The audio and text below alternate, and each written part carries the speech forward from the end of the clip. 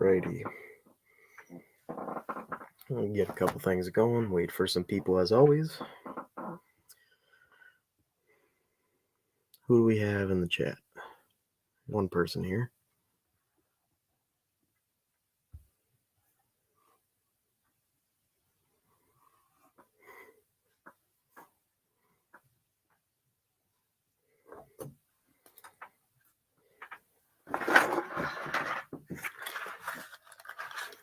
While we wait for people, I'm just going to work on my little line here that I'm working on. Not line, linkage. Wow, that really does not come off.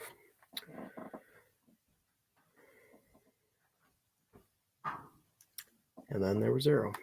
That's great, guys.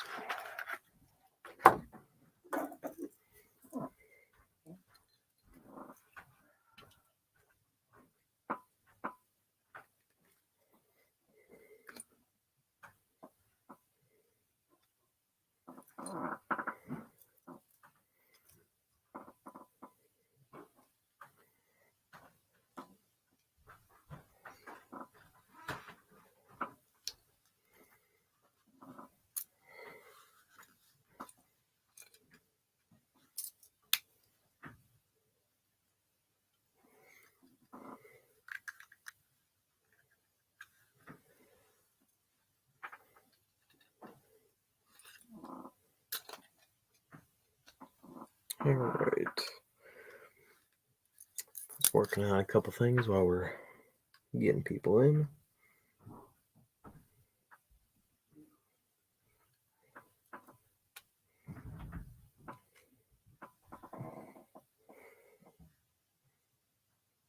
Dang, it doesn't want to come loose. All right. Anyways, who do we have in the live here? Got a couple people.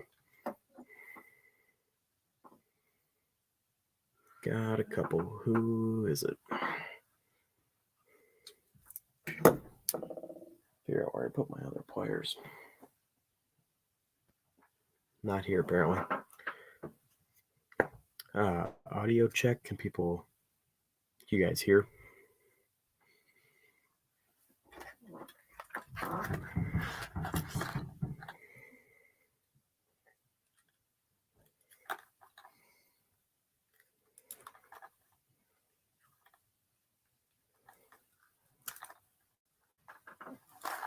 All right, somebody say something. You're killing me.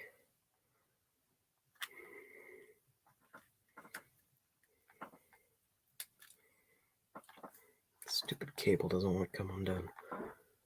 That's fine.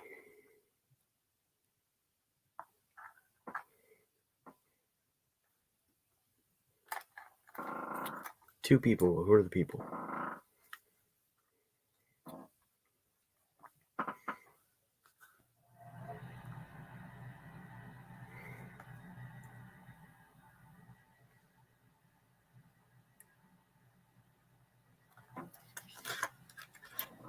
Just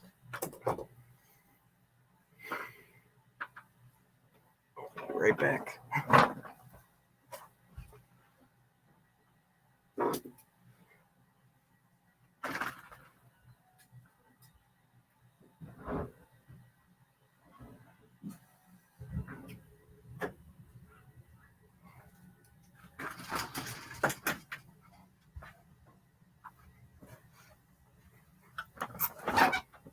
All right. Couple people. Who are they? Who do we got in here?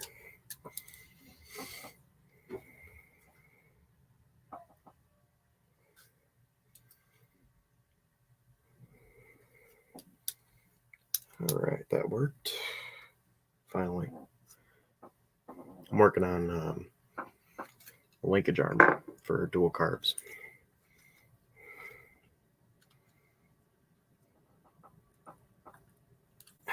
That one doesn't want to come off.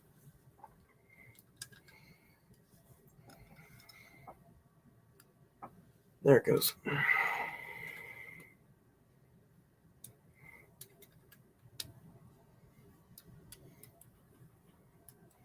And there's the other one.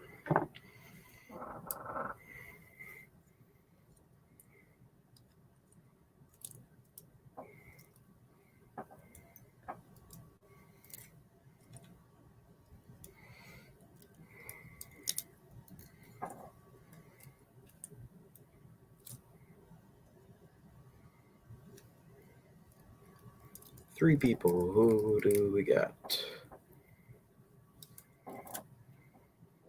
You guys are just not cooperative tonight. Somebody else must be doing a live. Dang them. Yeah. This rod is going to need a little bit of straightening.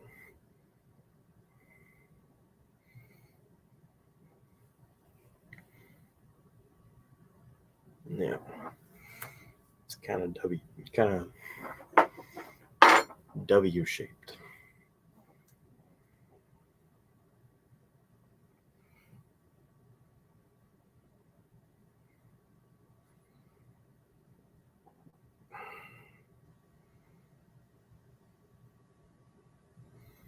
Oh, come on.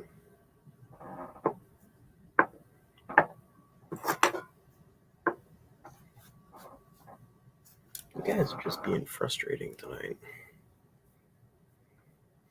People are in here, nobody's talking. Nobody's even acknowledging that anything's happening.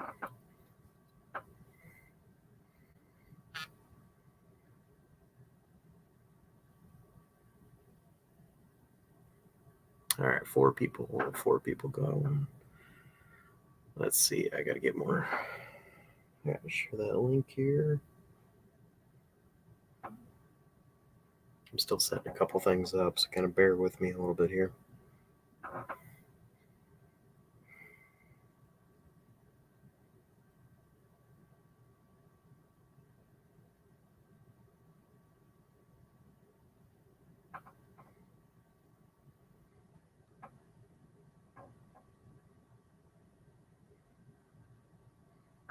All right, 5 people. Who do we got? Who is in the chat? Somebody say something. That, or I'm just going to assume that everybody's playing the quiet game today. Which I don't like the quiet game.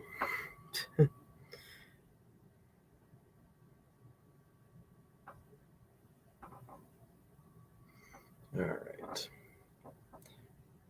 4 people.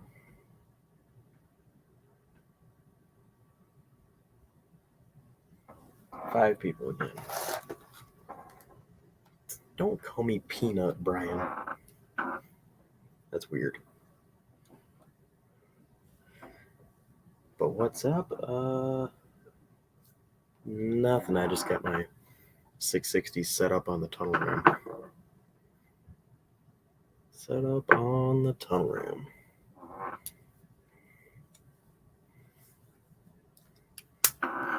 I'm going to set up the linkage arm right now, because it was not set up correctly. That's not going to work like that, so I have to go from the other side, which I did not want to do. Just set down the cotter pin.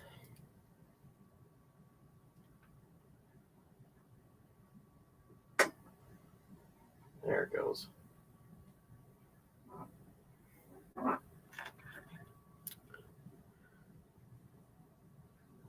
That's my new nickname. Yeah, I'm sure Jed's going to love it.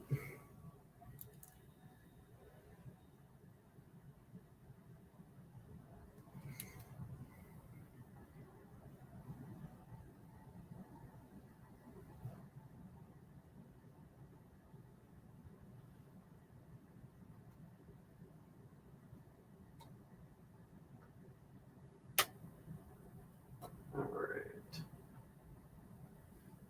First piece installed.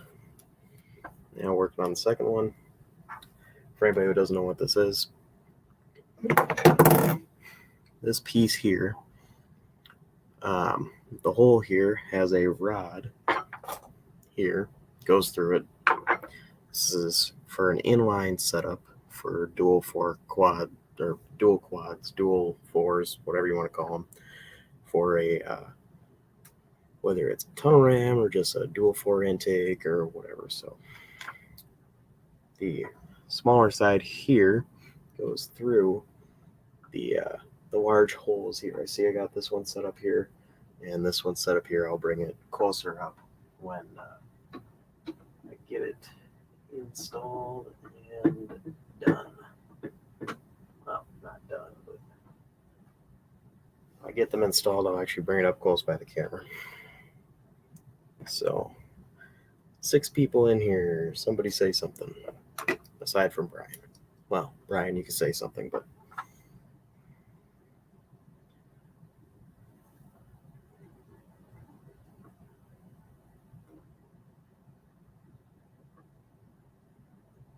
don't want to do that. Don't want to do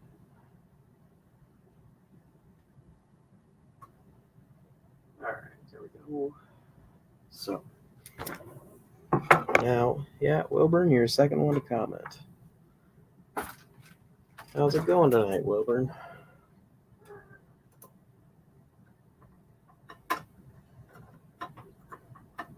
So now feeding the rod.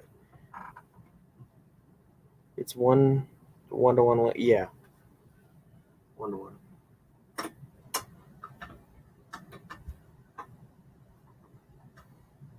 can actually get this to feed through. I probably should have had it all together when I was setting it up, but I don't. Oh, geez, bunch of people on here. Hello. I turn away for 1 second and everybody actually decides to talk. Yeah, there we go. Oh, John's gonna be at Indy? Cool. Link in the comments. Anybody wants to join, be on screen. Everybody's welcome. Basically. I can get this stupid linkage to work.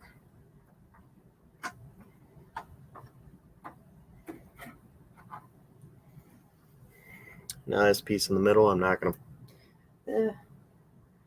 put it on just because it kind of looks dumb. But this piece would go in the middle, and the rod would go through just like through the other pieces, and then you would hook up your, and you can adjust this. It's got a kind of a set screw, and it's got a spot where you can put your cable. That's the word. That's not an old word, but it's the word I was trying to think of. I'm going to get that centered. Make sure that the linkage arms are back in the idle position. And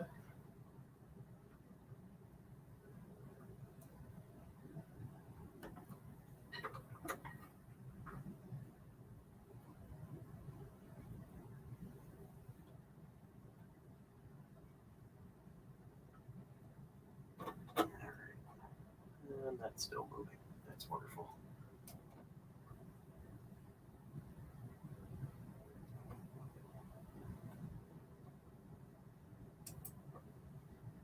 All right, that's good enough. And I'll make sure this is in the idle position as well.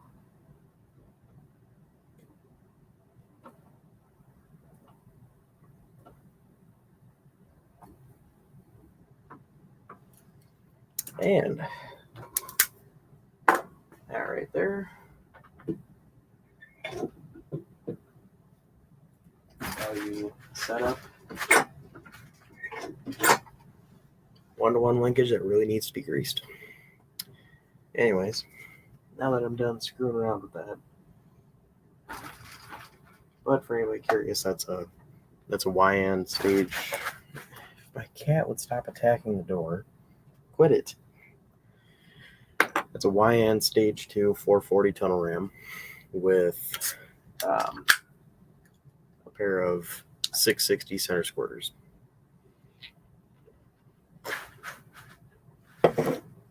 So that will be a build for a later date. But now that I thought about this was actually really stupid to do, but considering I'm going to have to take it all the way apart again and clean everything, which I forgot that I was planning on cleaning everything before assembling it, so now I have to take it all back apart later. Anyways, I'm not doing that right now. All right, first one to the stream. Hey, John, how's it going? It's going.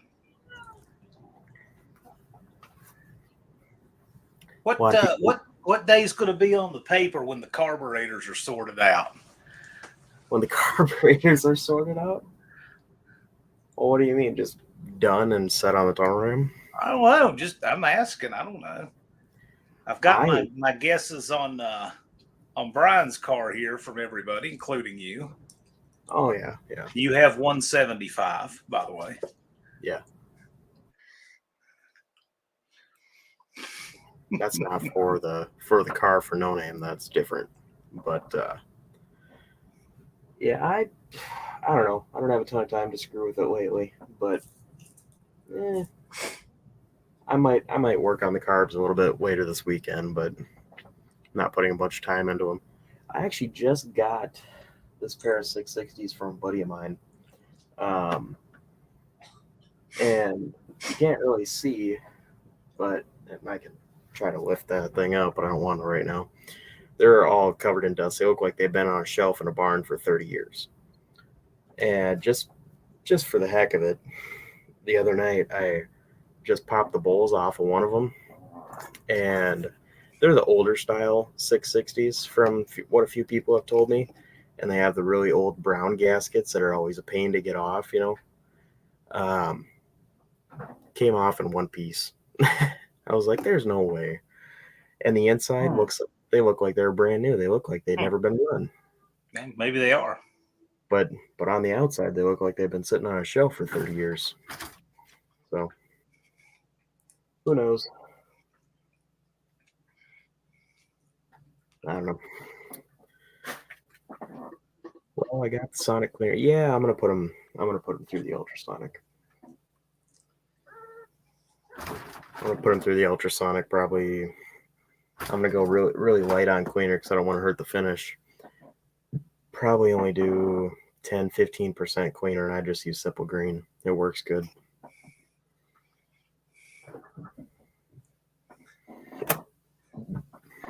So, what all you got on that whiteboard back there? Oh, that was that's a bunch of No Name National related build stuff that's no longer relevant. Okay. It was the kind of rough build plan No Name Nationals for when I was doing the Belvedere. Huh. Just kind of basic build outline. 10-to-1 tunnel ram, ported 906s, headers, automatic. Is the car sorted out? No, that car's not going. I gotta hang this back up.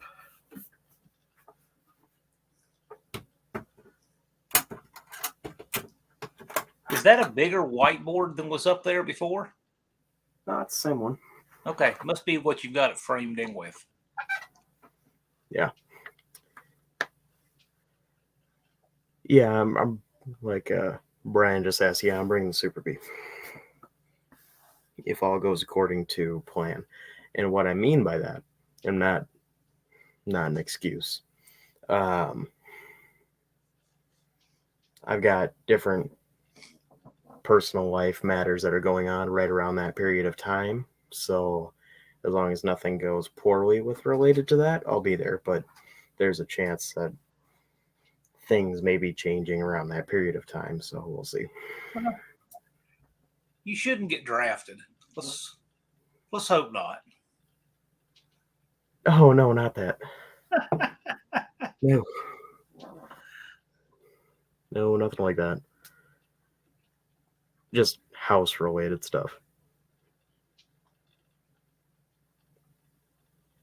There's a chance we may be moving around that period of time. So if we're forced to do that, that would probably throw a wrench in things. But otherwise, we should be fine. If we can just get a few things sorted out.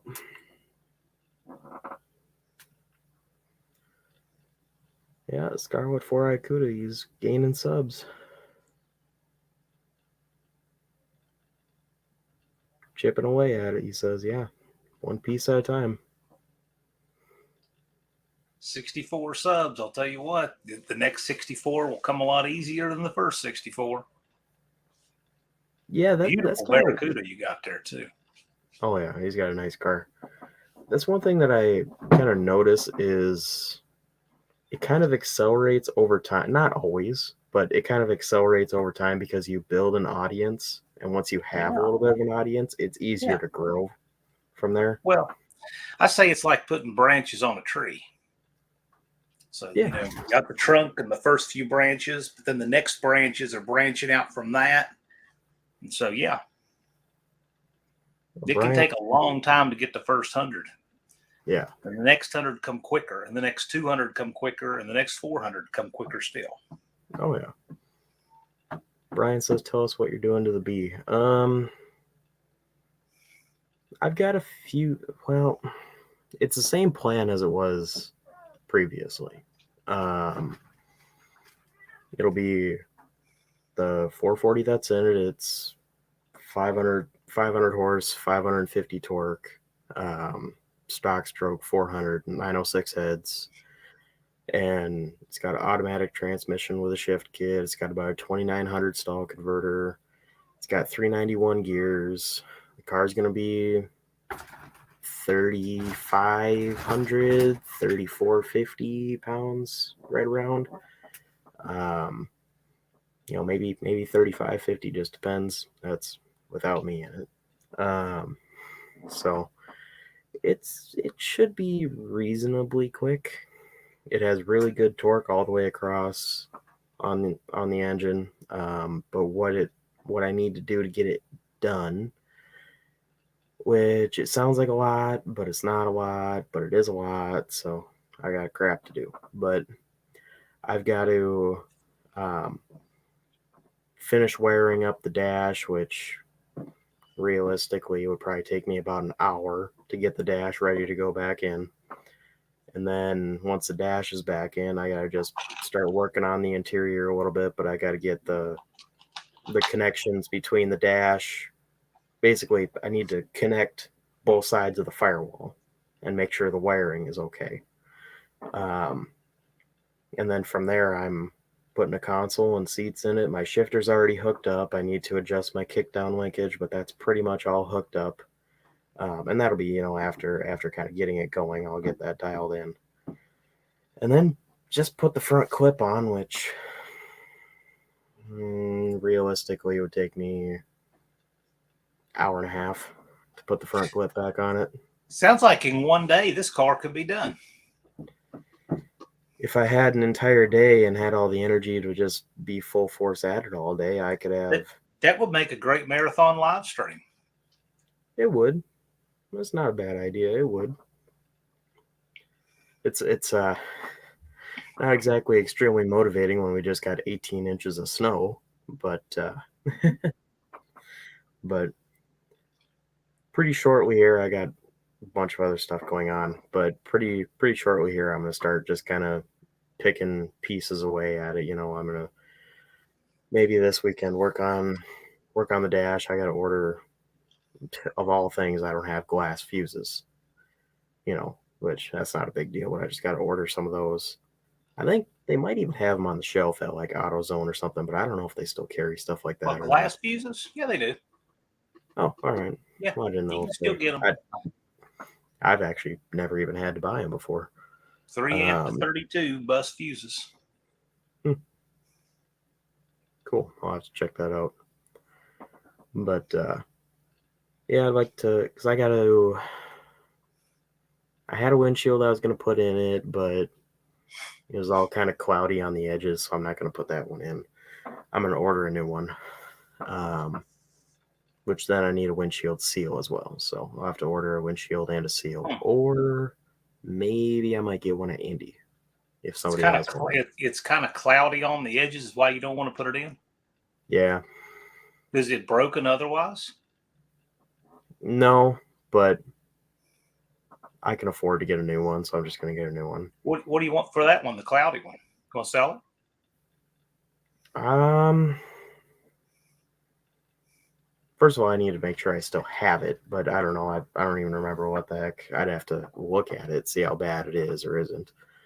I could take a look at that and let you know. You gonna be at Indy, John? I think somebody was saying that. I'll be at Indy. Cool. Yeah, I've never been to Indy. I haven't been to the swap meet either. I've been to Indianapolis one time, and that was PRI. I've been to Indiana twice, but only ever driving through. Well, the only time I've ever driven through Indiana before that was coming back from No Name Nationals. Yeah.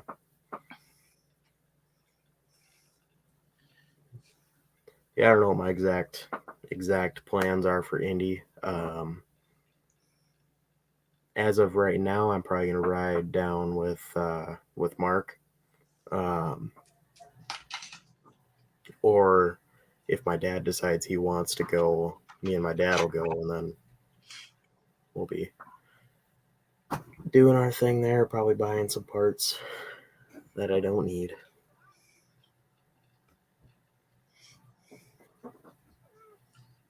Let's see, catch up on chat. When's Brinker going to get his satellite? When's what? When's Dust Devil there going to get his satellite? I don't know what his exact plan is. I mean, it's sitting here waiting for him. I think we were talking about end of May, beginning of June. Yeah.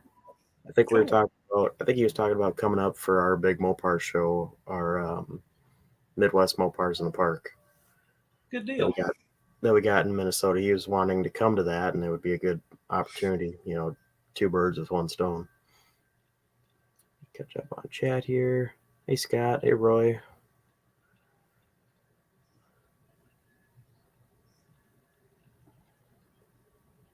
Thanks, Roy. I appreciate that.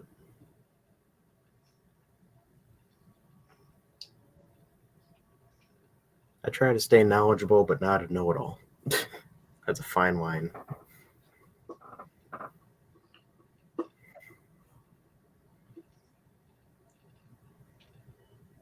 Yeah, Roy, you're going to be able to see Brian's car soon.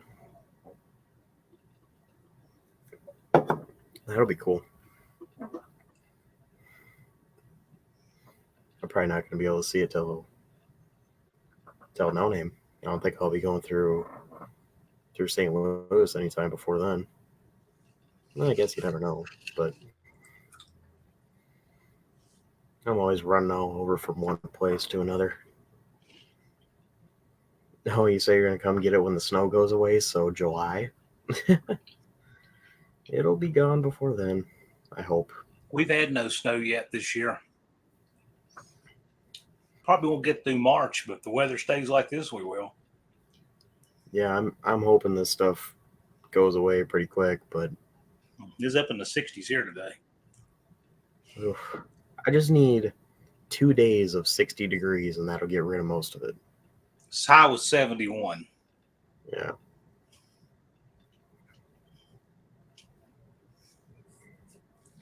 Yeah, it will be cool to see Brian reunited with his satellite. Yeah.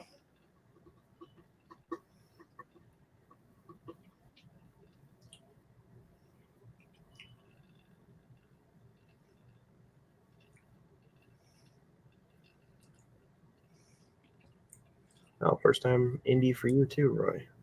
Cool. High of 88 in Central Florida. Jeez. Yeah. I was just in Texas on Monday. And when we left there, it was 82. Tomorrow, the high is 59. I got a little bit to do. Yeah, it's 13 degrees. 13 degrees. 40, 45, and 49 are the two lowest temperatures I see for the next 10 days. Kind of excited by the idea that we might get away with not having a winter this year. Yeah. More than jinx it. I think Roy's asking you a question. Yeah, build the transmission for it next week. So you'll get to see what a race 904 looks like inside. And the Sunshell's actually on Cope's community tab today. And the valve body was done on an earlier video, the 500th billet trans brake valve body. And then the rest of it's you'll see next week. And then Mike Iben, Top Line Converters, can build me an 8-inch converter for it. So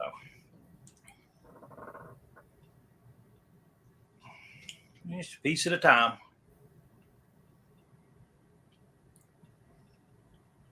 Yeah, that's the thing to do, is just one piece at a time, or else you start getting this huge giant list in front of you and you get overwhelmed.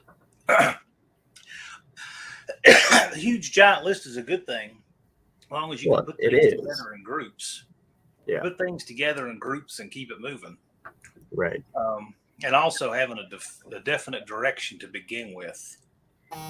It's when things are too flexible as you go causes problems, it took me a lot of years to figure that out. Yeah. It probably took me 20 some years to figure that out.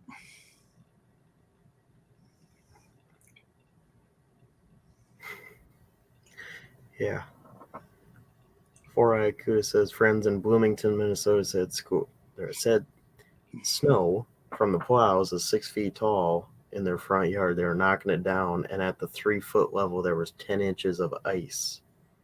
So maybe July. This is one of the worst. This is one of the worst ones we've had. This I guess they're calling it a blizzard. This last day and a half. This is one of the worst ones they've had in 10, 15 years, but even still, I don't think it should be too terrible, just because of probably 2 weeks ago or so, we had a real nice warm snap and probably dropped about 12 inches of snow worth of melting.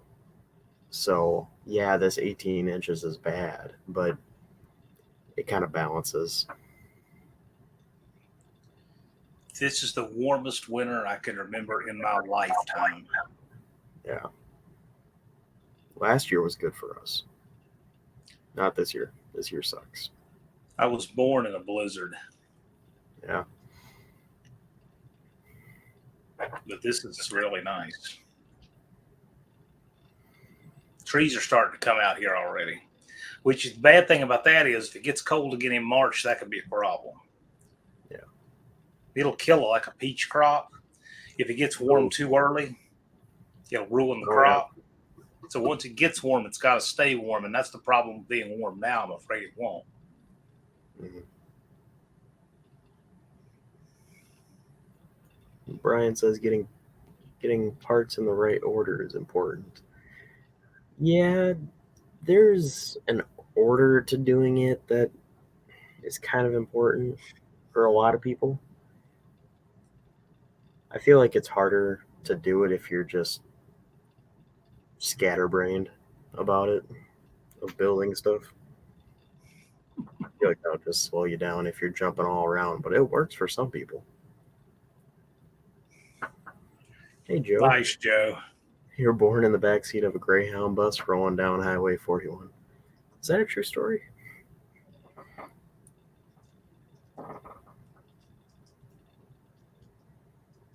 That's a heck of a story if it is. How many people could say they were born in the backseat of a bus? The Allman Brothers.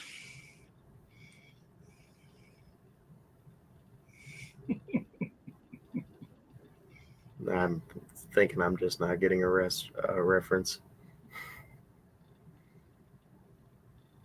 Yeah, that 400 did do yeah. nice. What'd you think about Joe's numbers there, Ryan? I was very impressed. I was very, very impressed. And I'll be honest, and there's no negativity at all. I didn't think that it was going to do quite that well. So I was very impressed. I expected that engine would make around 1.3 pound-feet of torque per cube. Made 1.35, and that's very good. Oh yeah. Horsepower numbers are right in what I thought it would be. The torque numbers are a little better. Mm-hmm. I thought the horsepower was going to be sitting.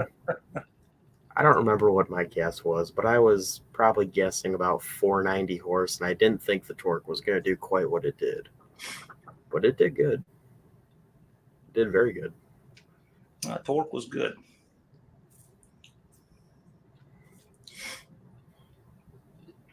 Kind of goes to show that the 400 doesn't quite get the credit that it always deserves. Goes to show Joe does a good engine. Oh yeah, very good. I mean, I'll tell you. Vizard standards for what an engine should make is he says that 1.4 pound-feet of torque per cube, you're in the top 1% with that. You're in about the top 5-10% with 1.35. So those are really good numbers. Yeah.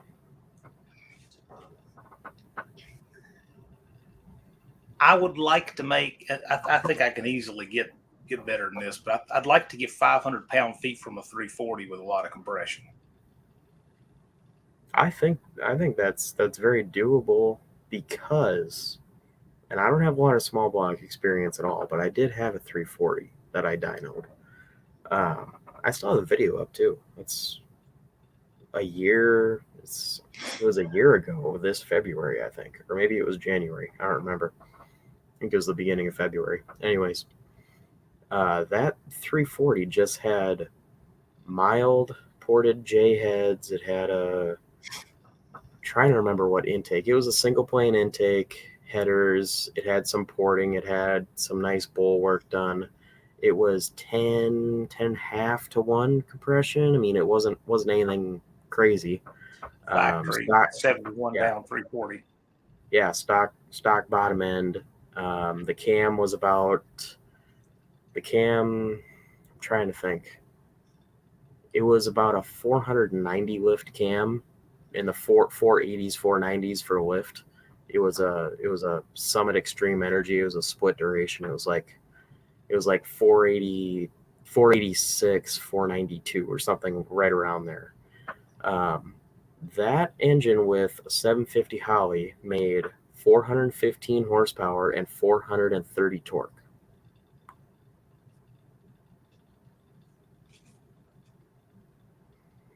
So, and I actually have the papers of what was done to the engine. If you were ever curious about something like that, I'd be happy to send that to you.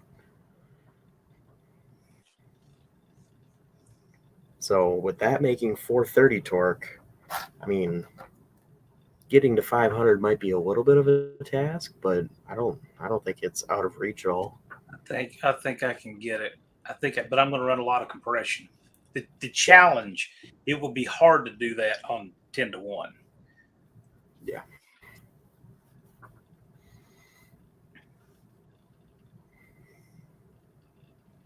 That's a good video coming up. I haven't seen the video, but that's going to be a good one to see. The 408 versus 406 weight comparison. Oh, yeah. Yeah, that was very interesting. I got a little behind the scenes on that one.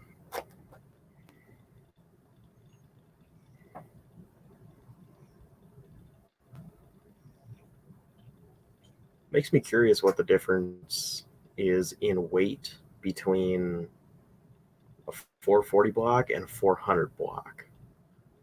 I wouldn't think it would be that different, but I don't know. Yeah. Not really. It's probably not that terrible of a difference. Somebody's probably already done that weight. Oh, I'm sure. I'm sure if you did some Googling, you could probably Could probably find Well, some part of numbers. the problem with finding that would be the apples to apples comparison because, you know, the truest way to measure that would be a 426 wedge block versus a 383 because they have exactly the same bore. Yeah. You think it's 50 to 75 pounds different? Well, I mean, that's 3/4 of an inch, but it's you've moved the deck height up, so it's not like it's just added deck thickness.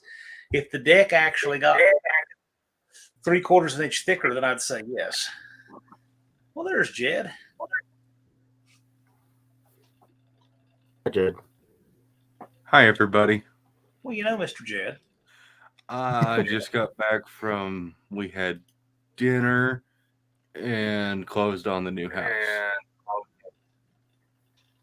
Jed has a tunnel ram behind him too. Yeah, that's the one from my new friend Andrew Bostrom, who's doing the channel Dry Hop. Gonna be racing in the Nostalgic Pro Stock Association. That is, I think, one of the ones off of his small block that made 800 horsepower. Yeah, that's a little bit cooler than mine. It's small block. Small block's nowhere near as cool as big block. Yeah. You got 660s. I got 750 tunnel ram, 6109 tunnel ram carbs. I think the Okay. 660s win that one. I don't know. These are special. These aren't just your garden variety 750s. Yeah. Better turn this off. How you doing, John? How you doing, Ryan? I'm doing Pretty good. reasonably well. I realize I've definitely got to lubricate these throttle shafts because I'm pretty sure it's not supposed to just stay wide open. Take the accelerator pump diaphragm out and see Yeah. if it's any better. Yeah, well, and the other thing is this accelerator pump doesn't move. This one moves perfectly fine. This one doesn't move. That's probably what's causing it to stick. When I'm doing that, it's compressing the spring. Yeah, that's what's causing it to stick more than likely. Yeah. I kind of figured. That'll do it. Roy Boy says Jed has a new Speed Shop HQ. Yeah, we got 6 months to get completely moved, have this house normal for normal people. Sell it. Yeah. Well, at least you got a pretty good window of time. That's good. That's pretty good. Most people don't get that, so that's pretty cool. Well, Yeah, we're most doing Especially if you move right. most doing people a get bridge month. loan, so that's the only Okay. way we can do this. Okay. All right. Yeah. Well, you got more than 6 months, but in 6 months, that's when you ratchet up on double payments and all that stuff. That's typically what happens with a bridge loan. Yeah, that's basically what's happening. So we got basement to fix, we got shop to fix, and then we got Indy next weekend. So Dad kind of wants to start moving like right now, but it's like I got to go to Indy. Like we're all going to Indy, so that's like numero uno to me. If I were you, and this is just my opinion, obviously I don't know your situation that well, but if I were you, I would start moving any of the non-essential things. Oh yeah, Any- yeah. Any of the things basically that the living you're room not and gonna need. see, we're currently we got like 2 living rooms, so one of them can go, and then like most of the parts room stuff don't sell that stuff, so it can go. Yeah, Joseph sell lots of stuff at Indy and not have to haul it. That's kind of the plan. But I ain't giving my shit away. One thing I'll suggest, and I do this stuff. I do this for a living, actually. People like to be settled in, especially when they have children by the 1st of August, because schools start. Yeah. So if they're going to be settled in, they got to be closed and everything. So they're working without a net come 4th of July. So you will get maximum showings, through May and June. So you may want to think about getting the house ready to show, even though it might be nicer to be able to move and adjust the shop first. If you get the house ready to show, it may help you sell to more people because, like I said, people with children want to get moved in. They want to get established for their school districts. Oh, that makes sense. Yeah, because there's a brand new elementary school right up the road. And that's part of your buyer pool. And this whole block is being developed. Like they're getting ready to put more houses in up the street. Yeah. So this is, the house is appraised at 180, but even our realtor said you probably get 230 really easily in this market. Yeah. Well, the market has come over the peak. Yeah, I know. Yeah. The peak is behind, but I'll say it's a good place to be. I mean, Yeah. Either side of this peak is good, so it's good. But people aren't competing like they were 6 months ago. Yeah. It's still a good location. At least when you look at our town we live in, it's about the best place you could be for right now. Ryan, I like your tunnel ram better. Yeah, I tried to clean it. It didn't really clean up. That's what I like about it. I like dirty aluminum. I hate clean aluminum. Clean aluminum looks like a modern car. Yeah. I got my brand new Wyand front blower snout from Holley. It's the last one they had in stock. And it's too damn clean. I don't like it. Scott wants to help me move. Sure. Okay, Scott, it's just a short drive. I mean, you just live across this town, don't you? He'll help you move if he can bring a U-Haul empty and take it back full. Oh. That's a good one. Bring a briefcase full of money too. Yeah, he'll help you move. He didn't say where he was going to move the stuff. Right. Of course. But on a serious note, I mean, me and my dad are going to be running back and forth to Texas, depending on availability. If you need help with a truck for a day, Yeah, we'd probably do something. Yeah. It's going to be fun trying to make videos while moving. Ooh, yeah. Yeah. I mean, it doesn't exactly. I mean, tell me if I'm wrong, obviously, but it doesn't exactly fit the content of your channel. But I mean, you could show a lot of the stuff that you're digging out and showing it and being like, hey, you guys haven't seen any of this stuff or any of this stuff that we're moving. This is kind of cool, Yeah. Just do stuff on the move itself. That'd be fun and interesting. Well, when I build my man cave in the loft in the barn, I'll probably do something with that. Fill up a U-Haul enclosed like a little luggage trailer or something, or a car hauler, and tow it from the old house to the new with Jezebel. You talk about something that get a lot of views. Jezebel's still busted, unfortunately. I can put a trail hitch on my satellite. Put a hitch on the Barracuda and haul a car with a U-Haul. People love that. Yeah, I joked about it with Dad about driving the Barracuda out to the new property. He goes right past the police station because you can either go right through downtown or you can go around town. And around town is the way you would think to go, but that goes right past the police station. So I was like, hell, we'll just drive right through the middle of town, downtown. The police station seems like the place where no one is paying attention or cares. They don't want a problem right there. They'd rather get you somewhere else. Well, what do you think? They're going to catch you? Well, later, Joe. Fuel Cell ain't the biggest in the world. So, the only thing, it's got like, I can't remember, has it got 456 or 48 gears in the back? So, yeah, your top speed is gonna get hurt a little bit. Well, it also has a 32 back tire, which makes it more like a 370 gear. Yeah, That'd be fine. Plan on definitely letting our crackhead neighbor know that we're not going to put up with them if they want to be crackheads about it. So, best we're going to let them know that we're coming in and we are making noise. Is that place right like next to you that has that little like repair shop thing on Google Maps or something that you said? Yeah. Oh, So we traded an old cranky man who's got a lot of pull at the city for a crackhead.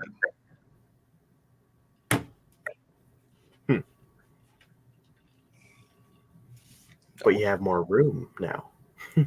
More room, yes. We can't have any more neighbors, that's for sure. Yeah. Okay, you guys talk. I'm tired. You're tired? Okay. Very I don't know what to talk about. I probably should. It's my life. I've got two of my properties have a Karen next to them, Oh God. and they're both pretty insufferable. But what are you gonna do? There's always one.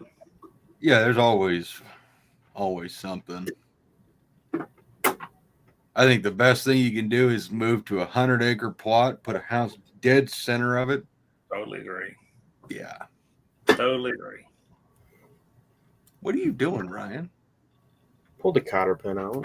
I'm gonna take the linkage off. Why don't you entertain your guests? Look at them. Yeah. That's why I have guests on screen. So then you guys can just do it for me. Well, then you should Just pay tell us. if the crackhead knows about your guns, the crackhead will take every opportunity to steal them and sell them for crack. He can try. He can try. Yeah, Mark says it may be hard to believe, but he's at work. You're always at work whenever I do lives. You reckon? I understand. He's Bigfoots and Mopars, but he always has that foot. It makes me kind of worry about his fetishes. I don't think it's like that. Well, they Any don't have new developments on No Name Nationals 23? I haven't been able to catch any of the lives. There always are. We Yeah, had good our question. first no-name 500 guy graduate, blue collar performance. Ooh, That guy's legit, and he's got a video dropping tomorrow just before my live premieres. He's running a junkyard LS on nitromethane. really? So that should be exciting. Wow. He's legit, and we've got several more going to make it. But we got some fun stuff planned this year, that's for sure. Do we have a rough draft schedule yet, or is that still a little ways out? It's going to be similar to last year, but we got some surprises. So, but it'll be similar to last year. Still keeping Burnout competition Friday night. Still cruising to Lambert's on Thursday. Tech will be open Thursday. It'll be similar to last year. Still, oh geez, I forgot what I was gonna say. Anyways, He's such an yeah, this awesome. pup diaphragm doesn't come off. Come on, Ryan. What? Entertain us. Tell us jokes. Tell us about the 38 inches of snow you got. It was 18, but sure. Go Oh, out, go out that there went in it, over. wade in it. Go out there and do what? You could go out there and sit down in it and set the phone on top of the snow like a table, like a desk. That's 18 That doesn't- inches. Yeah, well, in spots it's deeper because the wind blew it. I just dropped the spring for the pump diaphragm, and if I lost that, I'm gonna be very upset. Oh. I'm That's- sure I have more, but When I was at Glock to take the armorer's course, the firing pin spring in a Glock has a bunch of tension on it, and you have to hold it down and slide a cover plate on the back of the slide without letting the spring go. Right? Yep. They used to keep track of who had the record for accidentally sending a firing pin spring flying across the room the most distance. And when I was there, some Alaska State troopers had the record of 10 feet and said, we hope nobody breaks this record today. They may have a whole bunch of them there, but it's like, we hope nobody breaks this record today. So if you don't want to break that record, keep your thumb over while you put the plate on. Adam asked, did I come in at the wrong time? He probably came in when you were saying, ooh. You ever taken a Mauser bolt apart, John? No, I've just never had the inclination to do it. My uncle loves those things. He collects K98s. He's trying to get one from every country. Oh, my uncle tried that same deal back in the probably the 80s when they were dirt cheap. Right, exactly. He said he gave up because there were just too many variations. Yeah, he's trying to get. There's a few countries he's got left, and exactly, they used to be just dirt cheap. And I like teaching that kind of shit. Like I showed mom and dad how to take. I got my 1915 Mauser above my desk. I showed them how to take the bolt apart and how to put it back together. And I just like taking shit apart and put it back together. Oh, would you look at that? Did you take the diaphragm out? Huh? Did you take the diaphragm out? Yeah, it doesn't look so good. Yeah, it's pretty toast. Yeah. Like the Brady Bunch. I'll get up at John to talk to him. yeah, well, Jed is in the Alice Square. The what square? The Alice. Well, there's only three, so it doesn't really work. Yeah. Alice is the center square. I was gonna say I don't recall watching the Brady Bunch. I know what we're talking about though. I know the intro. Yeah. I'm too young for the Brady Bunch. I'm in the I'm in the Greg Brady Square, and I guess Ryan's in the Marcia Square. Oh, That's where he'd be. he pinches pliers at you. Pinches pliers threateningly. Yeah. How does it work now? See, look at that. It still gets a little stuck, but That'll be $25 for the advice. You're welcome. The Brady Bunch, Mike Brady did have a 71 Barracuda convertible. yeah. That would be cool. And I always chuckled at that set. They had an interior set made up to look like the exterior of a house. It had AstroTurf and this fake looking driveway, and he would drive it. I guess he was driving it inside in the set to roll up in the driveway. Huh. 71, then the 72. Yeah, I remember the 71 because of the grill. Then they went to GM about 74 or 5 on that show. So Chevrolet had the last season or two. Adam, you're saying what car is this for Ryan? Lost track along with my organs. Oh, jeez. Dear Adam had to get his appendix out. Ooh. That sounds painful. Oh, and then Brian's trying to tell you something, Jed. Yeah, I hear your new name is Peanut. Where does this come from? He just randomly called me that in the live. You can scroll way up in the chat. He's like, "How you doing, Peanut?" And I was like, "Don't call me that." He's like, "Nope, that's your new name."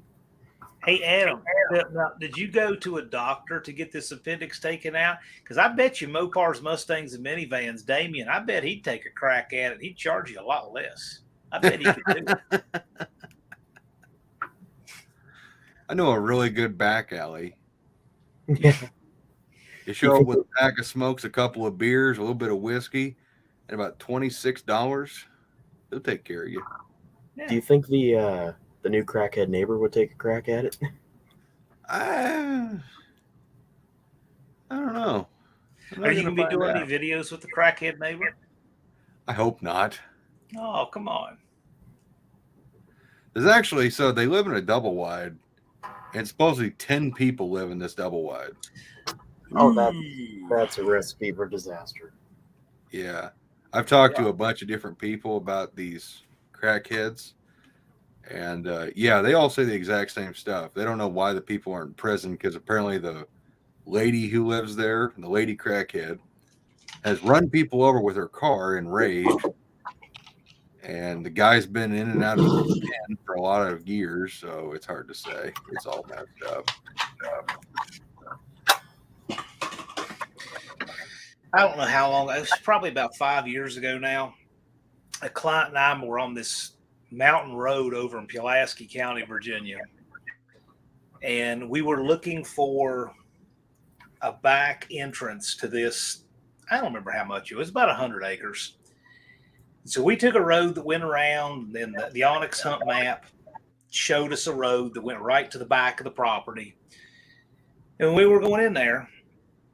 There was some, mountain dude doing sketchy mountain hidden stuff. And he did not like us going down this public road, right? Now, it was all grown over because nobody used it, but he did not like that. We had every right to be there. And anyway, he stood out and stopped us on the way back through. And I told him, because I was riding with him, I said, there's nothing good coming from this. I would never have stopped, but he was driving. So anyway, he stops, and that guy said, you have no business here. I said, we're looking for a back to this property for sale. And I showed him the map, and he stole the map from me. There's nothing for sale over there. I said, well, yeah, there is. He starts screaming and carrying on. I told my guy, I said, get out of here. We left while he was talking. And I said to him, I said, and all that guy said, you notice he never once said he'd call the police. Huh. I said, for two reasons. One, he knows we're not wrong. And two, he's doing stuff he's not supposed to. So anyway, he had that one piece of property that was just going to be insufferable to get the back road into this piece of property. So sure enough, the guy was making meth there, and he got arrested for it, goes to jail, and then the family sold my guy the property cheap. Oh, nice. So it all worked as a happy ending, right? Yeah. It's crazy how some of this stuff works. It is. Like Peanut right there, having a live just to have guests in here to run the live for him. And then, then Peanut gets mad when one of the guests starts making a bunch of dick jokes. Oh, you haven't done that yet. You've already That's missed not it. an invitation. That's not an invitation to do so. Who's your? I have 21 years of stories. Yeah, I didn't lose the spring this Funny time. stuff. But oh, that's spring. I see what spring you're talking about. Ryan, what is this? This is really great. What? What? I lost you. I'm confused at what Adam is asking. People of chat, remember, there is no Ryan. There is only Peanut. I am not. Check Discord. There's. Oh, you ever seen that name. channel? You ever seen the channel The Shay Show? No. This dude up in Detroit, and he property manages for people that buy these foreclosures, these really cheap houses in Detroit, and tries to property manage for. Sounds like the worst job on the face of the earth to me, but that's what he does. He's got a pretty good sized YouTube channel. Well, anyway, he's got nicknames for all these scrapper guys that go around and steal copper out of houses and stuff, and one of them's name is Peanut.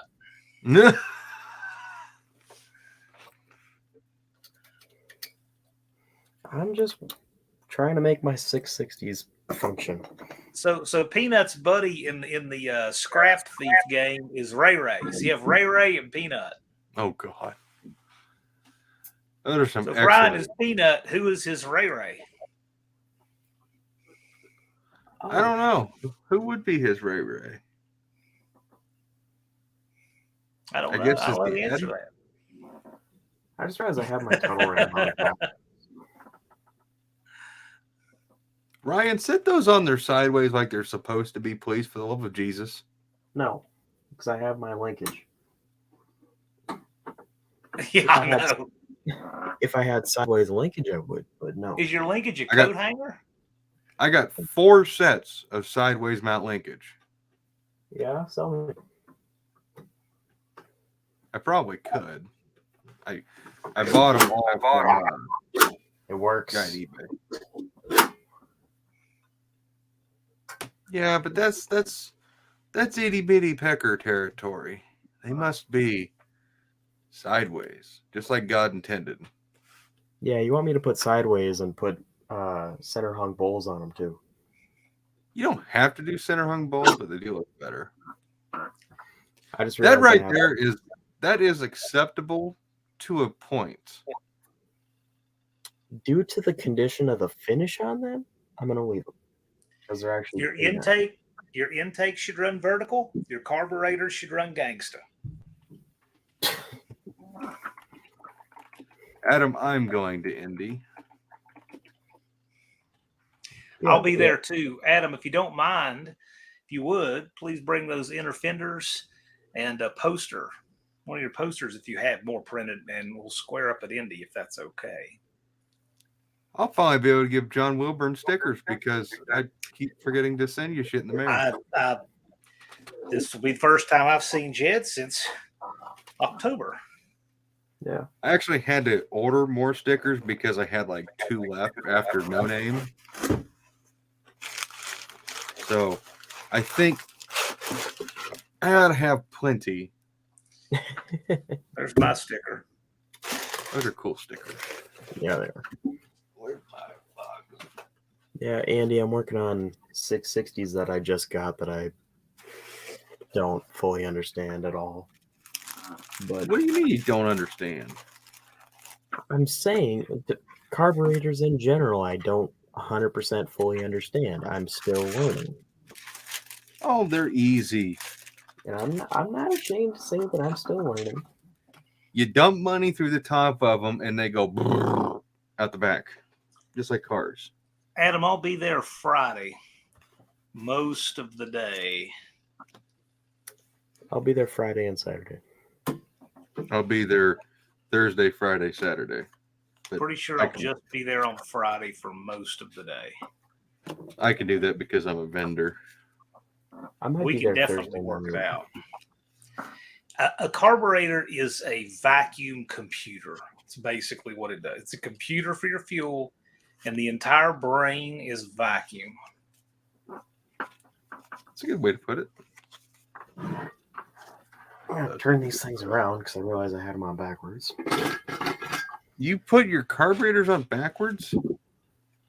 Yeah, because it's got little notches for the accelerator pump arms, and I didn't. Yeah, That's okay. Put your clutch where the balancer is. Stick your balancer on the back of the crank and just turn the engine around. It's easier. Yeah. Then, yeah. Yeah. wait, is that actually still not gonna work? No, wait. Andy, don't be nice. He needs a little bit of resin, just a little bit. Don't resin like I do. I feel bad sometimes. I get after Ryan a little too much. But he just takes it, and it's hard not to. It's hard not to want to kick him. Ooh. Andy, the Holly on my Dart, I bought it new, and it's the same age Jet is, and it's older than Ryan. I don't know how I would know how I feel about that. I know, and it'll make you just feel old. Makes you feel old. It's all right too.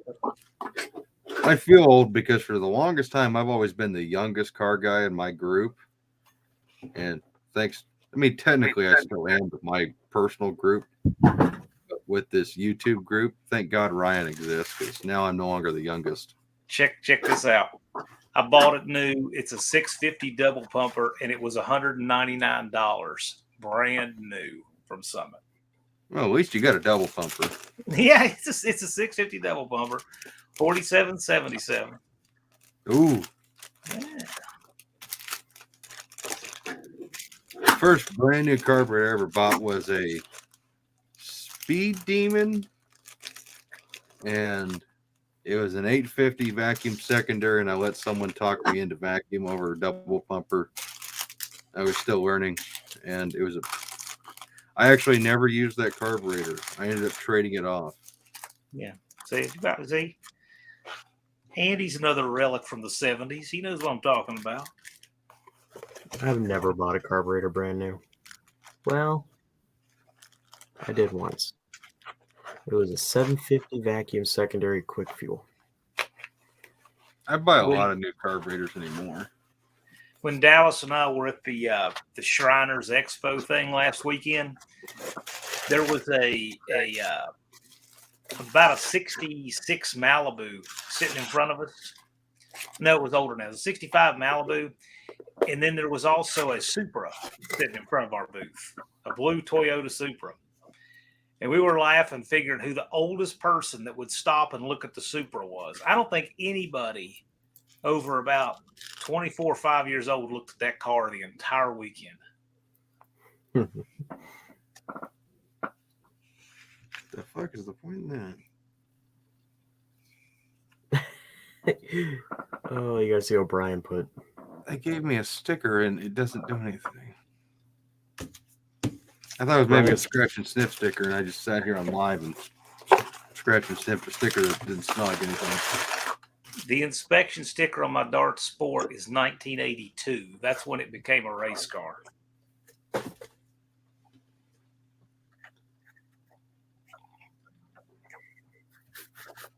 I don't think an Isky cam has cost $125 since '85. Well, the price on cams, though, has stayed pretty close until recently. Then it just took off. Well, I think that Isky I bought for my Darts 273 that I listened to the idiots on Fray Bodies Only that said would be the perfect cam that I had to get custom ground. It and the lifter's like $400. And that was the biggest pile of junk cams you have to ever bought. I would never take performance advice from 4A Bodies Only. Well, I figured if I'm looking for like numbers and crayon marks and stuff like that, just my fault. Well, I planned on having them grind me an actual D-Dart cam. Cool. But and I figured, I know a lot of them people were watching my Dart build, so I was like, okay, let's just take their advice. And yeah, that was a $400 fuck up. A D-Dart cam is a pretty rowdy grind. It is. Yeah. And the cam that's in there right now is basically it, but it's a short track, oval track cam. So it don't work the same. 850 center squirter. You don't see those very often. A buddy of mine has one that I tried to buy from him, and he didn't want to sell it. And it still had the choke horn and everything on it. It looks brand new. The finish on it is perfect almost. But it's just been sitting on a shelf for the last 20 plus years. I knew as soon as 850 center squirter got said, Ryan would be talking about it again. So Andy's buddy Micah, if you haven't seen it on Andy's video, he has an 84 Mercury wagon, Fairmont, the Mercury version of the Fairmont wagon. It's got a mod motor in it, and it's rowdy. It is cool. I just talked to, I'm subscribed to him. I don't remember watching too many of his videos. I think I watched a couple of them. They rang a bell. I went back through and looked through his stuff, but Drag Boss Garage. Drag Boss, yeah. Yeah. And a couple of his videos I had watched, I loved them, and I ended up talking to him on the phone the other day because one of our mutual viewers put us together because he has a magnesium Hemi tunnel ram and wanted to know if I wanted it or if I could at least help him. So he kind of understood that he grossly overpaid for it, but I think I got a guy who wants it for him. What's up, Lunar? I haven't seen you in a long time. Hey, Lunar. Lunar, this is just so we know we got new people. That is not Ryan. His name is Peanut now. This needs to stay. No. Yes. That is not my name. It is now. And also, So here's that wagon. Oh, I saw that in the thumbnail. I thought that was Marty's wagon from Youth yeah, Winter it kind of Tournament. looks like it. Yeah. It's smaller than that. That is cool. That sucker's wild. It's on the spray, leaves wheels up. He was running well into the sixes with it. It's got a lot left. Dang.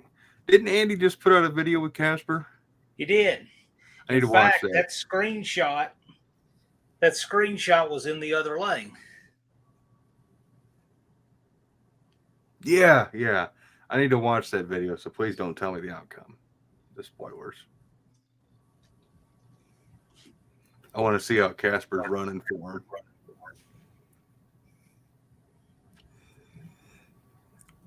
Oh, Ryan. I mean, Peanut. Damn it. You remember when y'all were trying to get me convinced to put lights in the hood scoop of Jezebel? No, I never wanted to do that.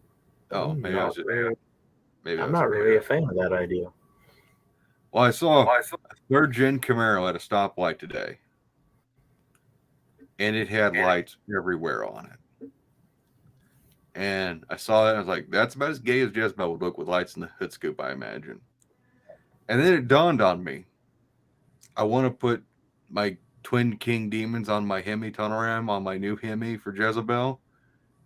And I remembered Dominators are wider than double pumpers, regular 4150 carbs. They're not going to I fit don't know if they'll clear seat. the opening in the hood. Hey, Jed, so you know Yeah, the cut off 454, you know the 454s that have the small ports, you know what they call those, right? Peanut ports. They call them Ryan ports. Oh, Ryan ports. Okay. Yeah, okay, yeah. Oh boy. Jed, you see what I put in? Jed, you see what I put in Discord on the tunnel ram? I'm not going to lift this thing back up and try to put it by the camera. There's kind of a weird, I don't know if it's just a casting flaw or maybe somebody welded it up there or something. I don't know. It just seems weird. That's definitely weld. Yeah. The way it's kind of melted down tells me that's been welded. It doesn't have the texture that the rest of it does. Yeah, you can see vacuum subtle grind marks across it. Yeah. Yeah, that's been welded. Where's that at?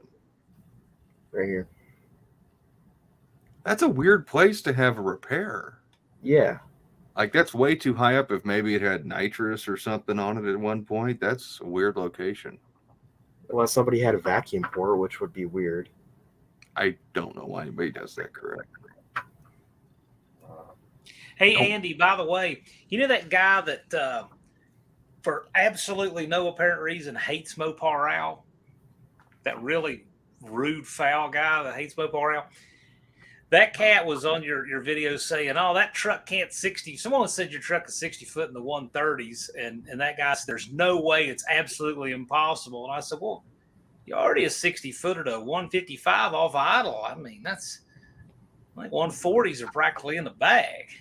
You talking about the guy who's been mentioned in chat? No, what's that cat's name? Mopars are everything. He hates Mopar Al for some reason. I don't know why. How can anybody hate Mopar Al? I don't know, but he'll make these videos just trashing Al relentlessly for a few minutes, leave it up for a week and take it down. He's done that more than once. And I have no idea why. Al was one of those guys. To anybody. I didn't know what I was expecting when I met Al. I definitely didn't expect to meet that. And Al's a great guy. Love that guy. He's a great guy. Seriously, you just have one? I just have one. You want me to go dig out my 8 I have? Wait, which now? Put that up to the camera. Which one is that? Oh, no, you can't run that. No. That's one of the cheap chrome ones that have a filter in it. No. You need a real spun aluminum one. A pair. I need one of the ones you made out of a frying pan. Buy the frying pan. I'll make them.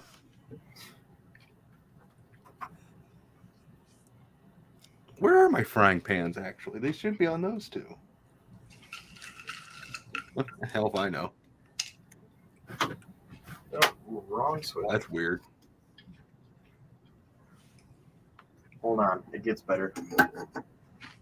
Oh, that's awful. Oh. You could even put the filter on the front carburetor. I actually like those. I don't care if they restrict flow. I've always liked the look of those. Yeah.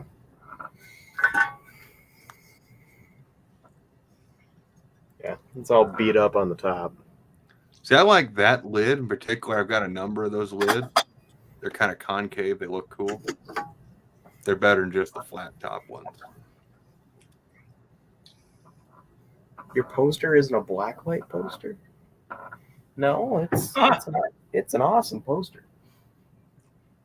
That's my favorite part of it. Oh, that Go ahead. band's pretty freaking sweet. Yeah, it is. I own that. Okay. You see that? You'll see a video that Andy did. What you don't know is really impressive. He drove that truck in there, drove it something like 45 minutes there, goes straight down and gets in staging, hot, makes a pass. I'll let you watch the video to see the pass. All final. I mean, he went and got a dresser with it an hour away, like a day or two before that. Went to pick up some furniture. I mean, he uses it for a truck. I like that. There's nobody who can say it's a race car with license plates. That's really cool. I'm more organized than that, Lunar. I just don't know where I put the frying pan velocity stacks I made. It happens. You know. Those were I pretty think cool. they're, where are they?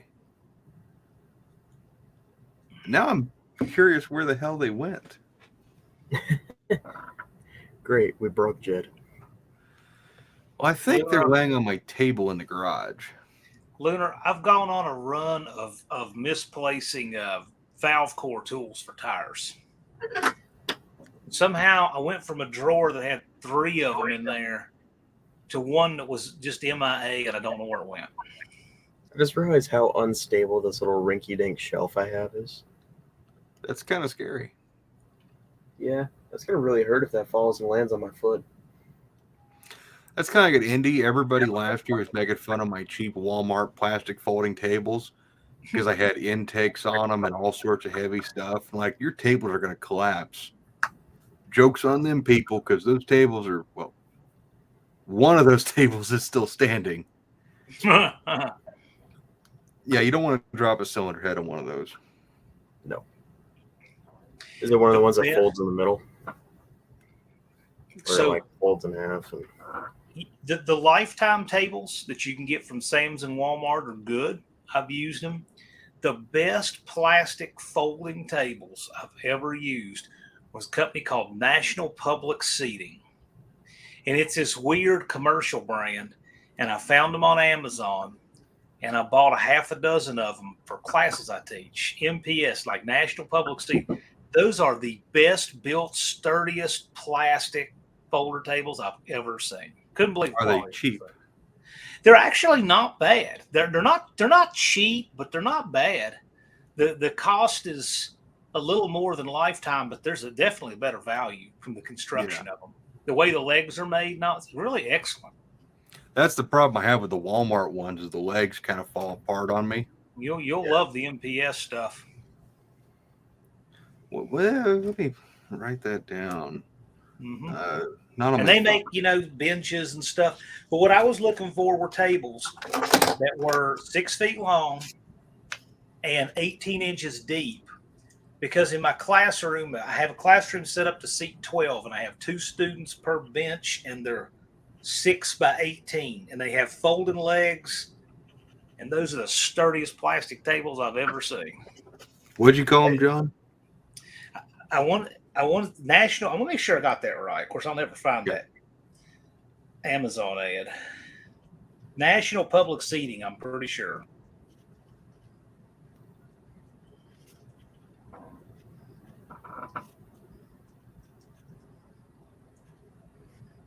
Yeah, here they are. You see them with like these commercial. See that white table there? Yeah, Okay, yeah. that looks that it's a little smaller than mine. It's $80, but that's a really well built table. I only need like 2 tables for my booth. I can only fit about 2 tables in my booth because Brian gets the other half. Mm-hmm.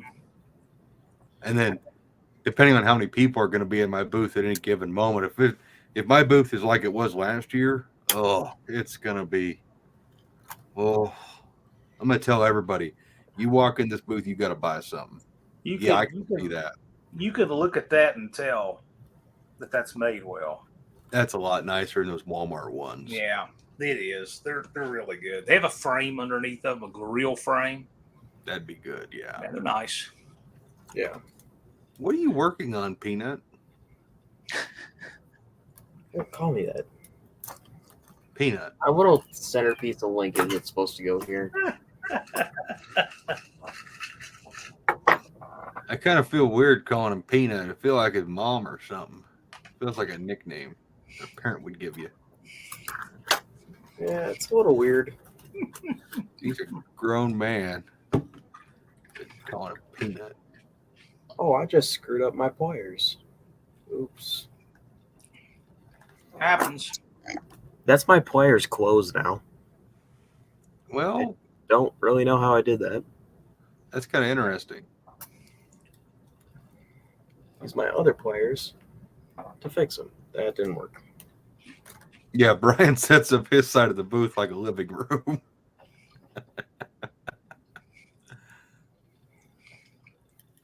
Oh, crap. Dang Oh, it. does he have like an old lady rug and a lamp and rocking chair over there or something? Yeah, pretty much. Lazy boy chair. Mm-hmm. Don't encourage him. He'll actually do it. As long as it stays on his side of the booth, it'll be fine. You gonna put a tape line on the ground? We might have to. That would actually be funny. If you just put a tape line on the ground. It's going to be packed. A 10 by 20 booth is not very big once you fill people in there. Adam says I need to call you Cashew. Cashew? know. You know, if Jed's calling Ryan Peanut and Ryan's calling Jed Cashew, you know the next thing people are going to ask y'all how long you've been married. He is kind of boy. cute. I mean, let's all be honest here. If you were going to go for someone, you'd go for a hairless man versus a hairy man. I mean, we're getting down here to the worst of the worst scenarios. So, Oh boy. There is not enough time on Gilligan's Island in this universe for that to occur to me, Jed, but thanks for bringing the weird hour on to Ryan's life. well, I'm just Adam- saying, you got to Adam said imagine yourself. John is in that- walnut. You got to imagine yourself in that situation where you don't want to have to make that decision, but God dang it, you're going to have to pick. And if you got a hairy dude on one side and you got a hairless dude on the other side, I mean, you're going to have to pick one. Adam says that John is walnut. I could, yeah. There, Walnut? you know what? All of that's just jumping headlong in a tree shredder for me, so we'll take your word for it. Okay. Yeah.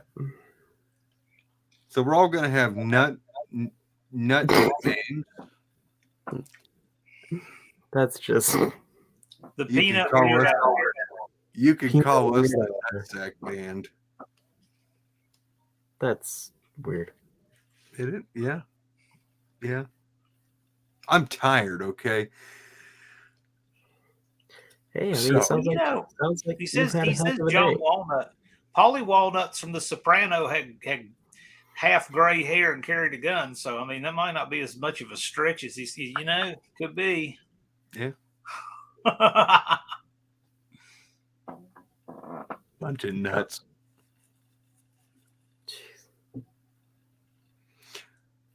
So let's see. We got Indy. I think. What is that? Next weekend? Yep, next weekend. Yep, a week I from gotta tomorrow. pack. I gotta pack all my stuff. I'm gonna pull my Facebook ad down and be like, "Y'all waited too long to buy anything." I should be You're good. Yeah, you're going to be setting up or done setting up a week from right now. Yes.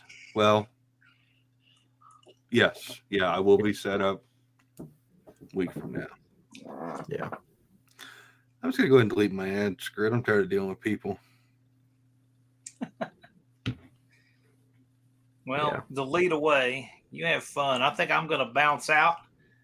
I appreciate you hosting me tonight, Ryan. Yeah, anytime. And Jed, be good.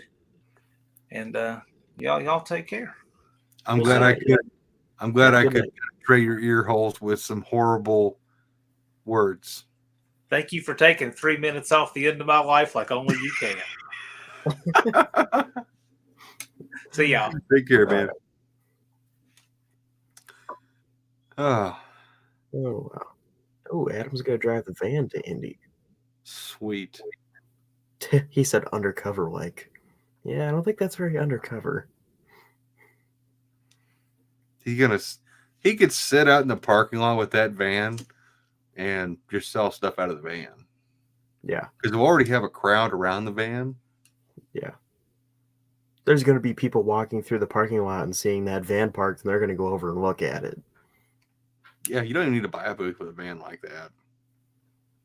That thing is so cool. It is cool. Nowhere near. You see Brian's comment. No. We need the peanut weird hour. No, all the most recent.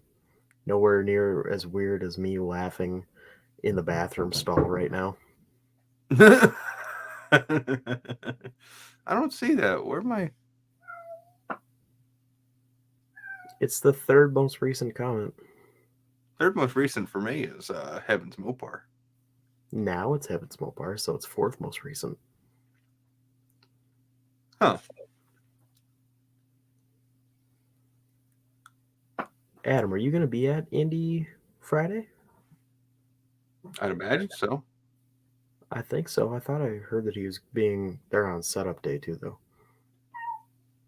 As long as he isn't awkward like he was last year. He seemed kind of awkward coming and hanging out at my booth like he didn't think that he was cool enough to hang out with us, when in reality it's the other way around. We're not cool enough to hang out with him. He's got way cooler shit than we do.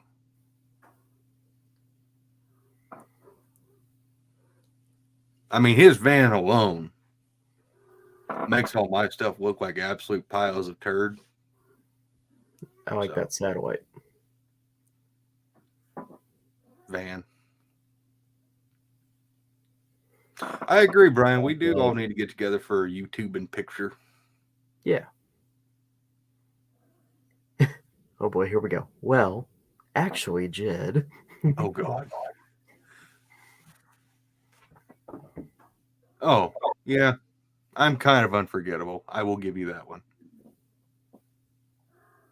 Now, if you had that angelic face in a booth, kind of hard to pass that one up. That one. Right there. Mr. Peanut.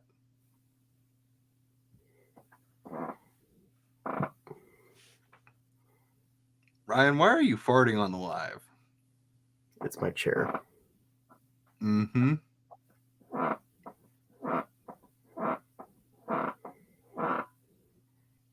That doesn't. Oh my God, the things I want to say about that. Give me a second here. I'm trying to suppress crude thoughts. Stop it. You want me to say what I want to say? No. Because I will.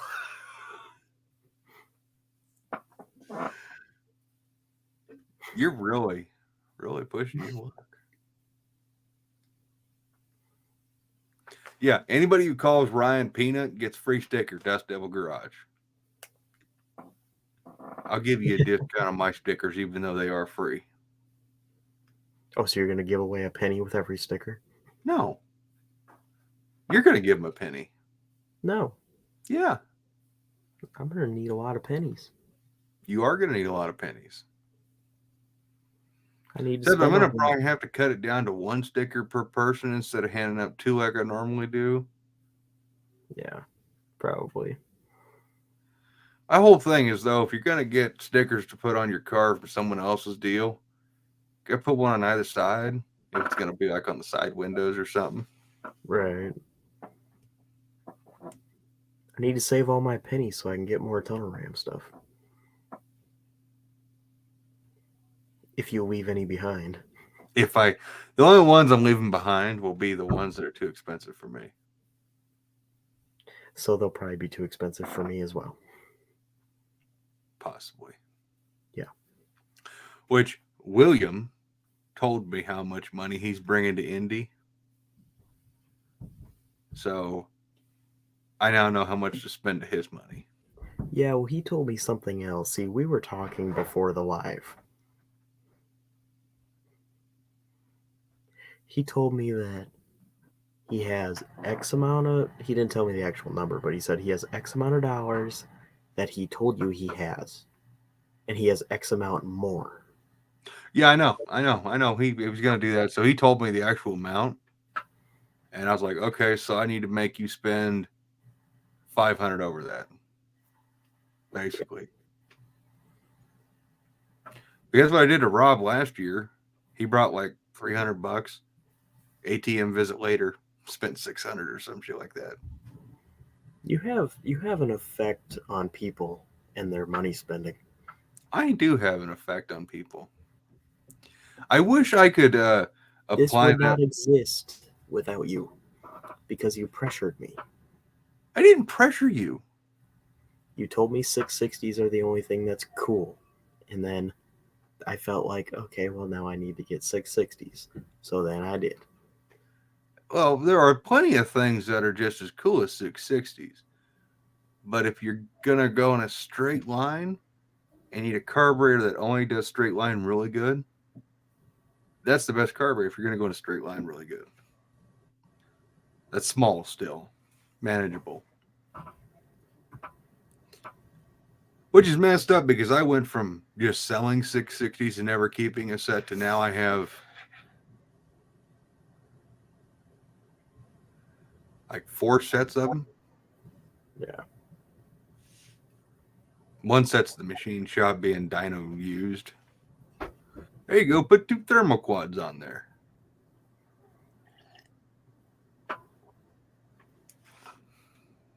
That'd be kind of cool. You know, Adam, you joke about that, but I had that inverted Hemi tunnel ram. And my buddy in St. Louis, Tom, has one too. And he has 2 new old stock Chrysler thermoquads that are going on it for a Hemi build. The intake that shouldn't work with carburetors that are known to be horrible. They're good sometimes. Brian, I don't actually have that photo, believe it or not. I could try and dig it up in my email. Let me, I won't be able to read chat for a second, but I'm going to see if I can find that photo when William emailed it to me. Yeah, I don't have experience with thermoquads, really. Just Holley stuff and some Edelbrock stuff.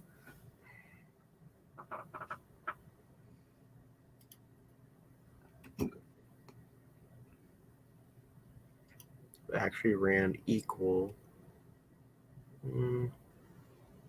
Not equal Holley versus Carter or Edelbrock.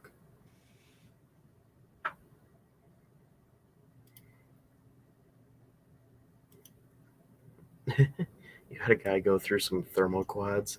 He went by Demon Sizzler online. That's a interesting name. I'll see if I could find the picture for you, Brian. What'd you think of that picture of William I did? That was funny. So I was sitting there editing my video, and I had that's my video for tomorrow, and I had this little idea where I was sitting there talking about William and I potentially racing the ramp truck when it's done against his Cushman. And I was sitting there talking about it, and I was like, you know, what better way to give William a shout out than by making a really badass photo of him riding through the gates of hell on his Cushman? And so that's what I did. And then I was like, you know what? He needs his burnout in here too. So I got his burnout in there, and I was having way too much fun. I don't know how the video turned out. The video might be a complete train wreck. But that 1 second piece where it's got that picture, that's money. Is this, I'm not going to reveal, but is this the Yes. video? Yeah. That's when it goes whoom, whoom. Man. Maybe it's in this. Shit. No. Ryan, you're going to have to entertain while I find this photo. Yeah. Brian says Demon Sizzler sounds like an awesome restaurant. It also sounds like a disease. It sounds like a video game.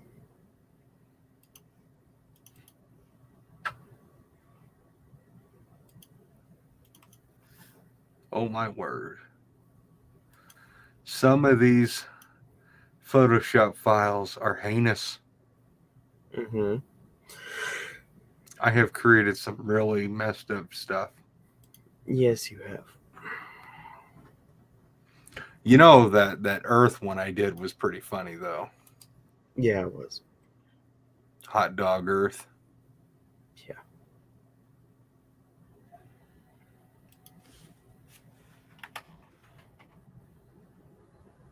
I don't even remember. We were on the phone for a long time today. Who was? When we were on earlier. Yeah, you definitely made me late to edit a video. All right, Adam, you have a good night. I'll talk to you some other time. I'll see you at Indy. Bye, Adam.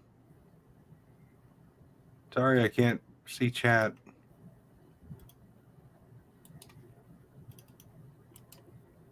It's not going to be in that one, but we'll check that folder anyways. It's not in that folder. It's not in that one. Oh, well, hell. There's my photos I was looking for earlier. Not the ones I need now. I did not try to make you wait for your video editing. We both completely lost track of time. I blame you. You blame me? Okay. I blame you. I blame you, Peanut. Okay, Cashew. Okay, I'm kind of cool with that. Cashews are cool and strong. Cashews are actually good. Cashew. Did you just say I taste good? No. You did. You said cashews are good. Actual cashews.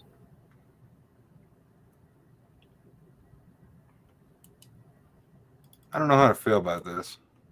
Actual cashews, not whatever nickname thing. Dad, Ryan said I taste good. I did not. He did too. I did not. He decided to start calling me Cashew, and he wants to lick the salt off. Yep. What is he saying? He says it's kind of weird, and he's not surprised. He's lying, Mike. Dad can't hear you. He's not on the live. He's not watching. All he has is information from this right here. He never watches my lives. Well, I don't know if he understands that you have an actual YouTube channel. Pepper, how do you feel about him calling me Cashew and he wants to lick the salt? What do you think about that? All I see is a black shadow with eyes. That's all she is. It's kind of funny. That is all she is a shade with eyes. She's got bright eyes, too, which makes it more dramatic. And then she's got that one white tuft, which you won't be able to see underneath her collar. Yeah. Show him your teeth, Pepper. Show him your teeth. Show him. Show him. Show him. You can't go anywhere until you show your teeth, because we can't show your paws with your extra toes because they're so light. Okay, fine. Go lay down. Scott, you don't have to have covered parking or storage to have a tunnel ram. You can just throw a bin over it. Yeah, but the bin sucks. It does, but I mean, it works. Only so far. That was always my least favorite thing about Jezebel, was having to put a bucket over there every time I parked it and make sure the bucket was sealed. It was. Or just make a hood scoop or something that covers it. That's what I did with Jezebel, and it was finally better. So what's messed up, Brian, I don't know if you're still watching or if you're done with your poop break, is I actually don't have that photo anywhere. He's still on. He just commented. I mean, I have the raw file without the cars, but I don't have that actual deal. I guess William still has it. I don't have it for some reason. It's in our Discord, so we just gotta go up in Discord. I'll see if I can find it in Discord. Mm.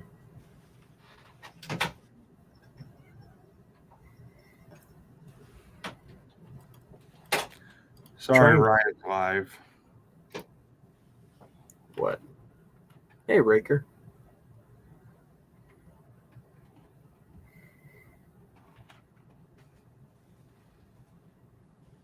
Okay.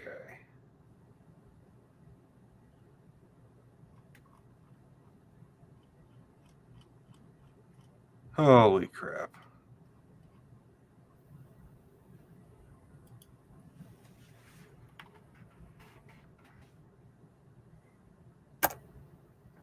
Ryan, you're going to have to manage the live. Yeah, I was just messing with gaskets.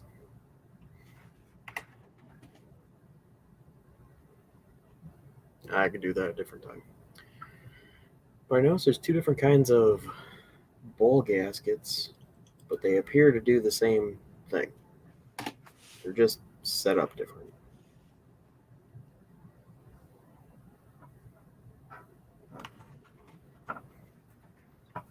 And I didn't realize it until recently. I think they work the same. Yes, all the holes line up. Yeah, I don't have that freak. Oh, it's right there. Jeez. Oh, my Lord. There's that style. It doesn't have the reinforcement in the corners that I didn't realize. And then there's freaking, if I can get it to load, that style.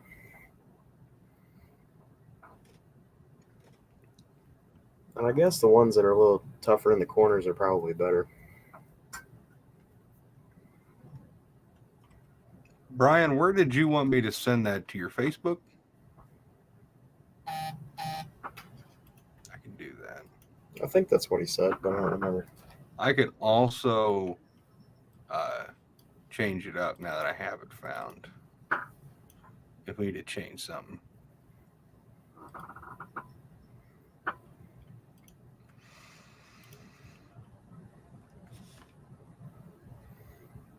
Me and William were talking earlier about what he wants to do with his truck. He was talking about wanting to do a cam change, and then he gave me the number of the cam that's in it, and I looked it up, and I put it in Discord. I don't know if he saw it or not. I But did. that thing is tiny. I talked to William before I came out. Okay, yeah. Yeah, we were talking about trying to find a better cam setup for him.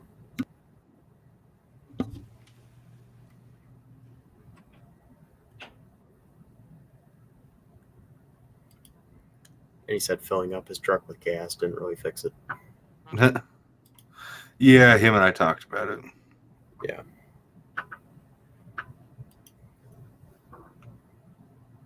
Raker, that is interesting what you just sent me on Facebook. That's all I can say.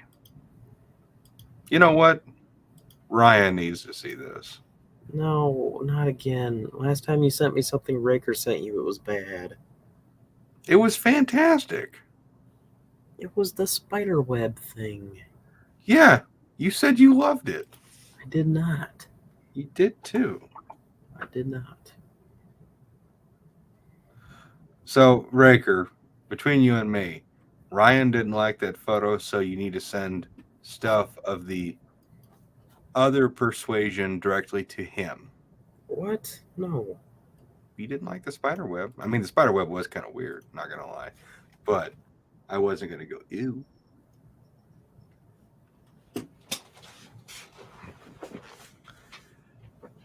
Now we get to see Ryan react to that photo.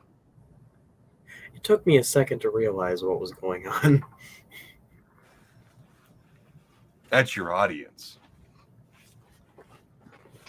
I think that was good, Raker. I like that. That was funny. I think there's a little problem with that picture. Yeah, I'd say that's probably about right. Yeah. There's a short supply of that kind of humor these days. My God. Come on, hit us for the third one. I know you got a third one in you.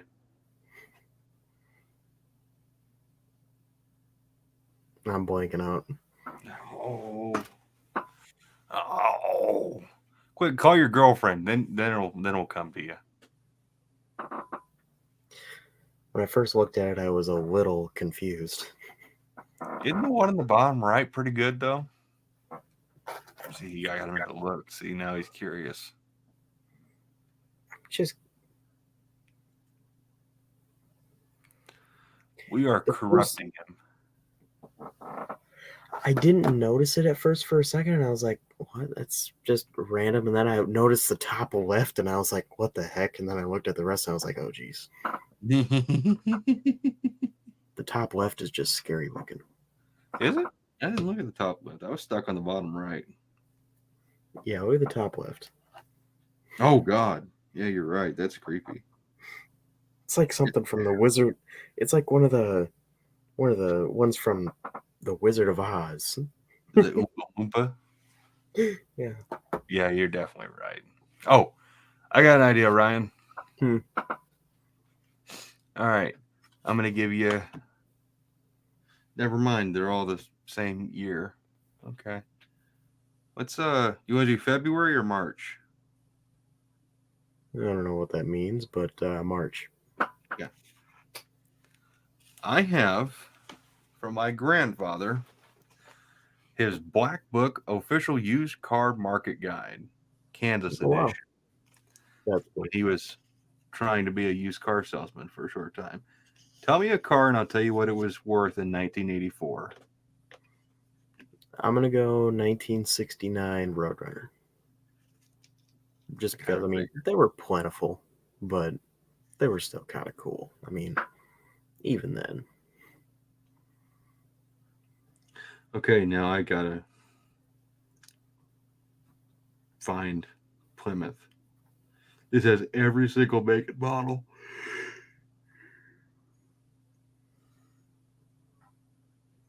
That's cool.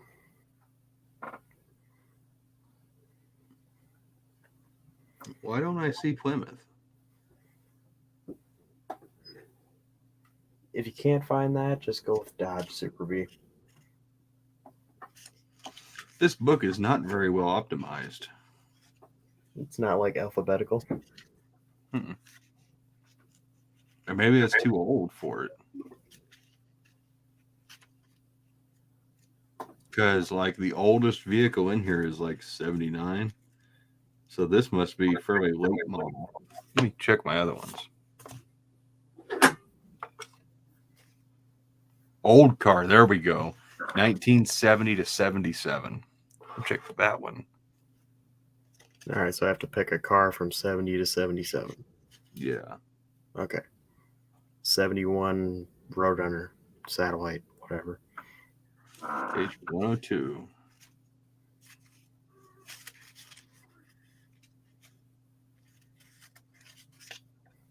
There's 73. All right, 70.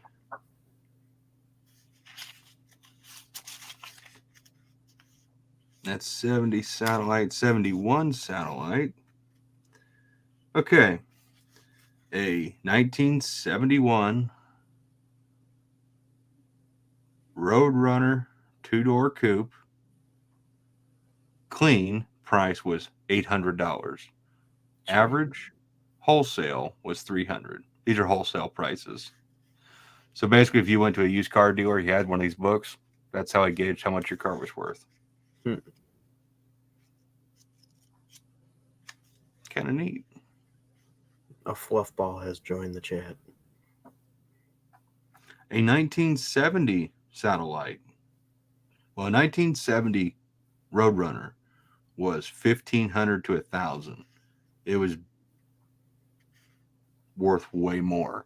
Yeah. Even back in 1984, they valued a 70 Roadrunner more than a 71. Oh, that's cute. Yeah, she's a crazy fluff ball. There we go. Chargers. Yeah, 70 Charger. 70 Charger. Oof, that's harsh. My car in 1984 was worth $680. And in the average price side, it's just blank. They say don't buy it. But if you had a XP29, a 500 or an RT, you're talking 700 to 730. Jeez. Wow. So they have a 70 Charger 500, which was just a low-end trim class. They have it valued more than an RT. Well, that's weird. That's weird. It's funny that they want to pay double the price of a Charger for a Roadrunner. Yeah. Funny how that's reversed these days, pretty much. I don't even know what a CUDA or a Challenger is worth. Huh? You got me, Raker. You got me. Are you sending? Oh, jeez, what did you? That's pretty good, Raker. I like that. I'm laughing internally. I actually really do like that. That's funny shit. I wish I could share this with everybody in the chat, but Ryan is working on. Even know how to react to that one. That's kind of weird. What? You want me to read it to chat? No. I think I should read it to chat. Chat, do you want to hear it? No, don't.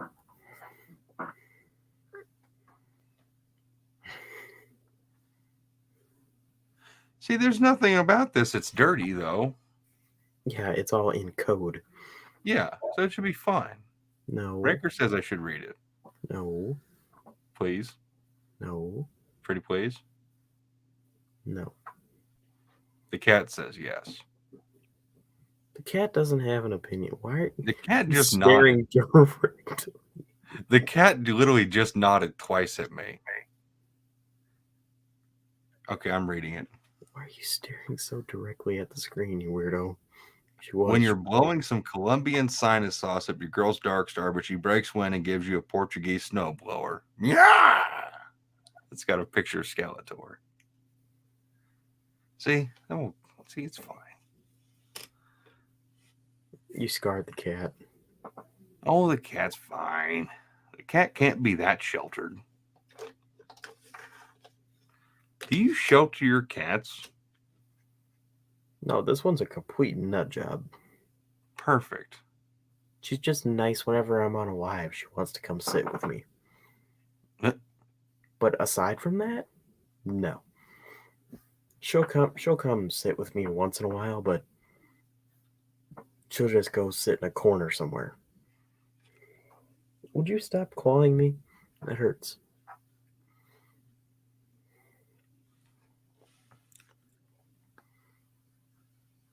Portuguese snowblower. If you don't behave yourself, I'm going to drop you off at Jed's house. Okay. Jed's like, okay, I don't have a fluffy cat yet. I do. Not this kind of fluffy, though. Cappy just doesn't look as fluffy as he really is. Yeah. I brushed the shit out of him. I need to brush Raker. her. Oh, God. She's got one spot that's a little bit tangled that I need to get. That's actually, yeah, that's true. We'll just, I'm waiting for my phone to beep. Oh, you want it too? Okay. No, I did. I just assumed. Chat, did you know that when two Yeah. people kiss, they create a long tube from butthole to butthole? Valuable information. It really changes your perspective on kissing. It really does. I don't think I can do it anymore. Just send that to Anna. I think I did. She's asleep, though. She's asleep at 10:40. Oh, yeah. When she comes over and hangs out, she literally passes out at like 9 to 9:30. Yeah. So Yeah, it's like we've been on the phone, and when we're on the phone, I could hear Anna say something in the background or whatever, and then 5 minutes later into our conversation, you turn and say, Anna, you awake? And then you tell me, she fell asleep already. And I'm like, Jesus. And then like 4 hours later in the wee hours of the morning, Ryan's trying to get me to look up some weird exotic stuff on a website on incognito mode. Put those two What? together, please. You remember that night when you were trying to get me to look up that, what was that, Barnyard Palooza or something? It was some, you're like, you got to go into incognito mode, then you got to Google this, and it's like the third website down on the list, and it's got some horse, and then it's got a bunch of people, and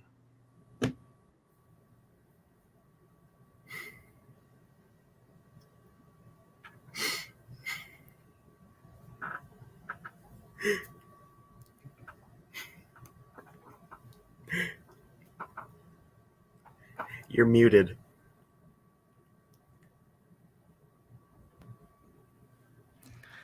you see, clearly, since he muted me, it was the truth, and he didn't want the truth to come out. No, I just did not have any idea where it was going, and I didn't really want to find out. It's because you don't want people to know. Just no. Actually, Joe's Mopar mess, yep. It was a donkey show in Tijuana, Mexico. If Peanut over here gets married, that's his wedding gift from me. Donkey show. Ryan, do you know what that is? No. Oh, you haven't watched Clerks 2? Really? Watch what? Have you watched Clerks 2? No. You need to get on Amazon and buy Clerks 2 at least to watch. You don't need to watch the first one. The first one's really good, but the second one is A masterpiece. it really is a masterpiece. You kind of remind me of Elias a little bit. I have no idea if that's a good thing or a bad thing. Well, I'm sure there's a handful of people in this chat who have seen Clerks 2, and am I wrong by saying he kind of reminds you of Elias a little bit? I mean, it's not a bad thing. It's just he's innocent. Rager says watch Bachelor Party. I don't know what that is. I don't know about Bachelor Party. I don't know about that. I know at least Brian would probably like Clerks 2, or at least he would say it was really stupid. I don't know. Anna liked it. But she also likes... Oh, I better not say that. We're just going to move on. Ryan, how you doing? I'm doing just fine. That's good. And I'm perfectly fine with my inline linkage. Thank you very much.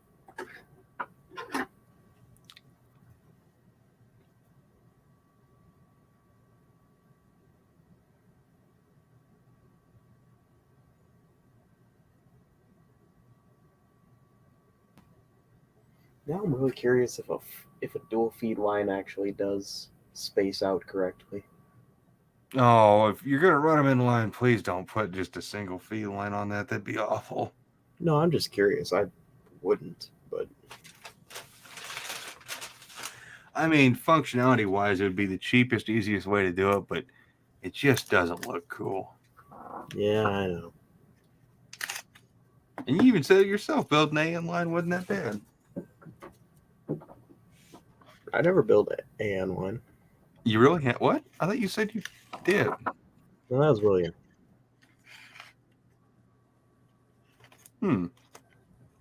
Did William tell you the line he built today? No, he didn't mention it. He built an extension line so he can easily swap from Edelbrock to Holly. Oh, he told me he was going to do something like that. That's kind of cool. Obviously, like the Holly thing's better, but it's cool to have a piece like that for transition. When he talked about putting the Edelbrock back on, I was like, oh no, please don't. Yeah. I like how that we're not really doing a whole lot with the live portion of this. It's mostly just you and me bullshitting like we normally do in Discord, minus a heavy amount of censored dick jokes. There's like a third. Well, to be fair, To be Probably- fair. to be fair, No fucking way. Of all the things you have failed me on, to be fair. to be fair, Okay. you know, you're all right. wait, is that from what I think you're thinking it's from? It's from Letterkenny. Letterkenny is the best. Dude.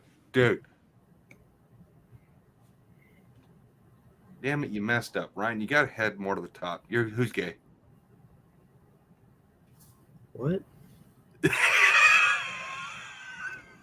Wait, what? Do it again. Who's gay? No. Got it twice. Got it No. twice. Yeah, Letterkenny is awesome. I think I stopped watching about the time I ran out of time to watch it was when they were in Quebec, and they had like that. They had just like basically introduced that super hot chick. Oh, that Derry was into. Yeah, like she was kind of mean, but she was like way too hot. Oh, yeah. A lot has happened since then. Yeah, I haven't watched since that episode. Yeah. I'm trying to remember. I mainly got disgusted, and I know it's going to sound racist, but that black chick who runs the bar. Yeah, she's a little funny. Yeah, she kind of weirds me out. I kind of stopped watching because of her character. It's like, I don't like her. I'm trying to remember her name.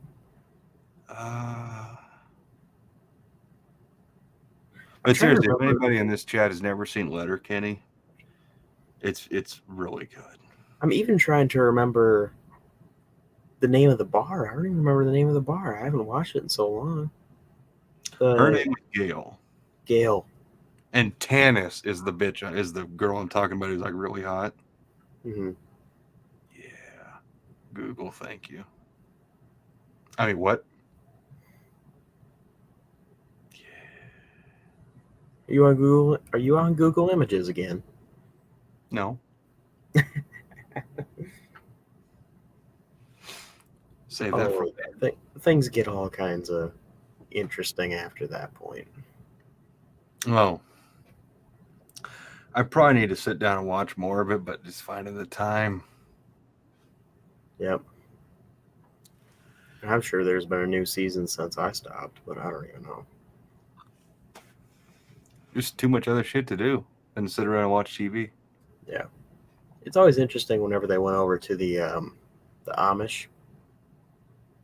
I haven't seen them go to the Amish. No? No. Well, I think I probably stopped like season 2 or 3. If I had to guess. Well, the Amish group of people, not going to spoil anything, but their last name is Dick. Nice. I can just see where that's going. And the wife's first name is Anita. Oh, Jesus.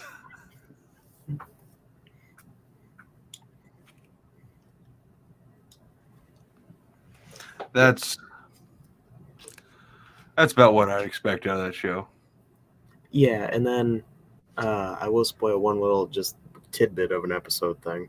I don't remember where it is in the series, but one day they really want like summer sausage, like sausage or something, and they're the Amish people family were gonna make some, and they're asking them like, "Oh, well, when are you gonna make some sausage or something?" And oh, I'll have my wife start right away pulling out some sausage, and oh, it's hard to fend her off. She loves my sausage so much, and all this other stuff. And I'm like, oh, geez. Raker, you do need to be able to send things to Ryan. Raker, it's not hard to find me on Facebook. Wait, why am I Well- inviting this? Well, you got to know Raker's real name. I have no idea what that is. I can't remember how Raker found me or how I got in touch with him, because most generally I think I've got like 260 or 70 pending friend requests from people who just clicked add but never took another minute to like send me a message back, hey, I love your channel, I just want to talk to you. It's like, okay, sure, whatever, click it. But people who just send me a friend request and never like do anything else, yeah, you're gonna sit in Facebook purgatory, because I only add people I talk to. At least people I talk to and I kind of like. Don't take offense to it if I didn't add you and we talked. It's just I don't really want a Facebook friend list. It's over 500 and it's 700 right now. Yeah, it was funny when I first added you as a friend, and then you messaged me like, "Why did you add me as a friend?" I was like, "Oh, I don't know. I saw you. I watch your channel and stuff, and you're like, oh, okay." And that was the end of the conversation for like months. Until Yeah, we that's started about right. talking again. Oh, see, of course, Raker knows that. He asked me on a Dust Devil Live. So yeah, just go find Ryan. You know, his name is written right there on the screen. Mm-hmm. That's another reason why I stopped putting my actual name on my channel where the proper spelling of my real first name is. Oh, Because yeah. if I just went by Jedediah, at least that would be enough of a point to tell me that if someone's trying to find me that bad, they either really need to talk to me or they're really weird.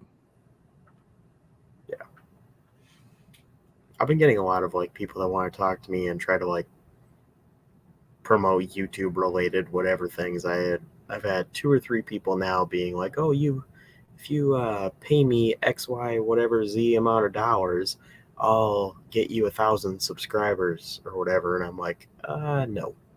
Yeah, I'd be staying clear of that. And it was a little bit of a red flag when the guy's name was like Habib Akbar or something. What are you, racist? No, Sounds like you're racist. it kind of sounds like it, but Ryan, Hmm.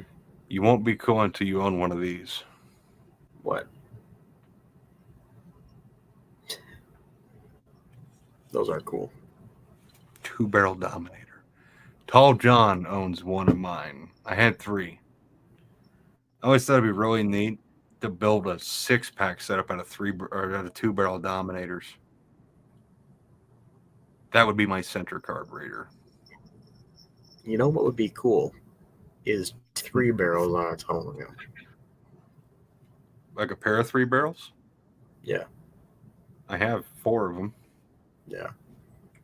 You want a 3 but they're barrel? vacuum secondary, but then you would want to be able to tie the vacuum pods together, but then you would have to wreck the specific vacuum pods, and it's like, Nope, that's easy fix. All you gotta do is get the ones that have the mechanical conversion that have the extra long shooters that go to the secondaries. oh, I didn't know that. Okay. I was always told that those were terrible. Well, 3 barrels technically are terrible as well. It just depends on how much you do to them. I'm trying to think of a 3 barrel I have with the modifications that isn't on a shelf on a full display. There's one there, but it's on display. And there's 2 in the parts room, and there's a 4th 3 barrel I think in the living room. I think that's where the fourth one is. Brian says that we need Tall John on the live. That would be awesome. We do.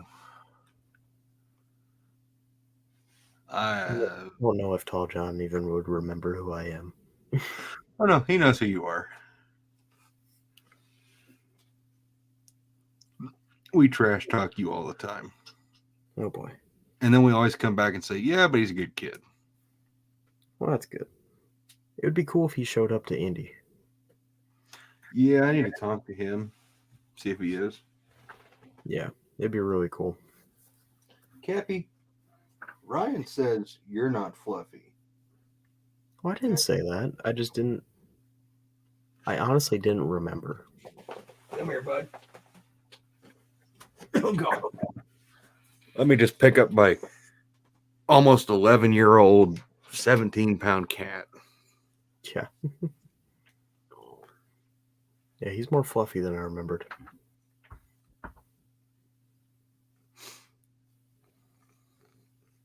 I've got an 11-year-old cat around here somewhere, but he's not fluffy.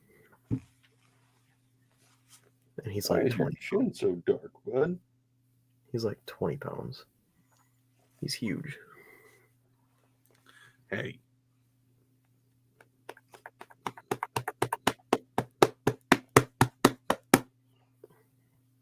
Does that padding come across on the camera or the microphone, how hard that is?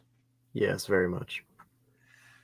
I don't know why, but he likes it when you like slap him instead of pet him. Come on, bud. You can't stay on that side of the desk. He's gonna knock your T into your keyboard again.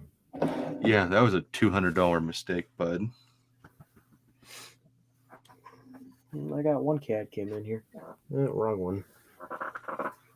Oh well.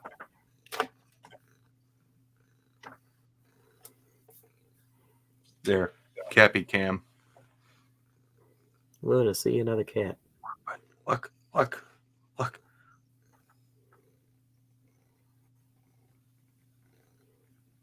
Oh, Joe, that's weird to say. What'd he say? He said, Jed, your cat likes to be slapped. Oh, I don't like that. That's weird. But he said another word. I don't like it when people use that word on cats.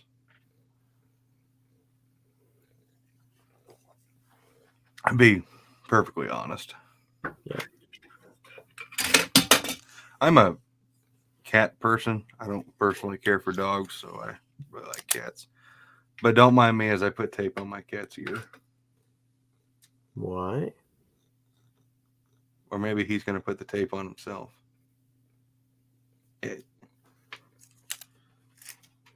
Oh, that painting my niece did for me. It's right there. Mm-hmm. I forgot all about that. Why are you taping his ear? Yeah, he said no.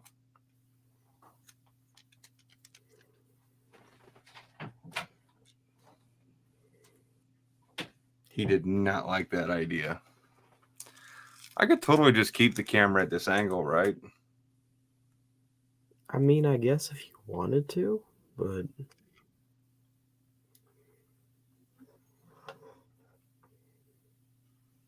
The Morosos hanging up. small block. Yeah. I don't have any Falcons hanging up in here yet. I think I might hang up the Mickey Thompsons in here. I might put my Blue Morosos up, actually. Well, aren't you going to run them on anything? I'm going to run them when I run this, so this is going to be in here until it's ready, pretty much. So, Well, it's ready, isn't it? no. Oh. There's a whole engine being built around that. Oh. Yeah. You need a supercharger. No. What? Why no? I don't know, just no. That seems kind of anticlimactic. I'm gonna do a 440 for that eventually. That might be a little ways down the road, but I'm gonna use that 540 with cam I got from Mark with potentially 1.6 rockers, which will put it about 576, and then 10.5, maybe 11-1. I mean, it's gonna be race car stuff. Well, are we talking like street strip, or are we talking race car? Race car with a rare occasional street use. Then might as well go full out with like 12.5-1. Yeah. What size carbs are on the tunnel ram? Oh, they're 660s. He finally got a pair. He got a nice pair too. Did good on them. Yeah. I'm just amazed at how clean they are. That's always a good thing. The guy that made these needs to make cylinder heads, and then he needs to make a tunnel ram. I agree. He needs to make a Hemi block. Yeah. With all the Hemi stuff. He needs to stop being an arrogant a-hole. You should get a 3D printer and make them. If I knew how, I would. You can buy some of those 3D printers pretty affordably. I keep thinking about it. So you have to run it through a computer, though. Well, yeah. Yeah, I don't have a computer that would support that, so. Well, get a computer. Mm-hmm. It would be cool. I would try to do all kinds of stuff with it. There's one guy that makes little like Roadrunner statues. Oh, I saw something like that. Yeah, they were on Facebook a little while ago. I think Rob has one that he puts on his desk at work. Mm-hmm. There's all kinds of cool stuff you can make with them. And there's all sorts of fucked up shit you could make too that you probably shouldn't. Yeah. I think it'd be a good business venture. I mean, those little block pencil holders the dude made, it's got to make money. Yeah. Well, I mean, could you imagine if... It depends on how detailed of one you could get. If you could get... Obviously, some people would probably be pretty picky about them. But if you could make like a 1/4 scale Holley carburetor, I bet those would be cool. Like as a keychain, like a Holley carburetor like this size or a little smaller. That'd be pretty cool. No, Brian. No. Roadrunner stuffed toys? What? No. I feel like I'm missing something. Okay, that's one of my least favorite things about car shows and Roadrunners. Yeah. In general, is everybody who has a Roadrunner or Superbird has to have a Wile E. Coyote and a Roadrunner plushie toy with their car. It drives me insane. Heavens Mopar says if I had a 3D printer, I'd have to build an Iron Man suit. I'm a nerd. That'd be kind of cool. It would.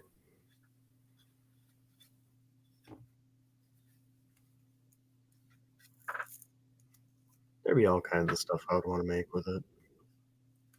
I'd be making velocity stacks. Yeah, you'd have to make use some sort of heat resistant material. Well, it's technically up by the carburetor, so it shouldn't be getting hot. I just mean like something that can handle 150 degrees, you know. Well, your carburetor shouldn't be 150 degrees. Well, I know that, but I'm just saying in general, worst comes to worst, you don't want, if something was to overheat or get really hot for some sort of stupid reason, you don't want melted plastic to go down the carb. No. But if your shit's messed up enough that it's running that hot and you're melting plastic, you're probably doing other damage. Oh yeah. I I don't dispute that. You can make all kinds of crap. You could. A lot of people make decent money selling stuff too that they make. Like you were saying. I'd probably make these, but they'd say jugs instead of jags.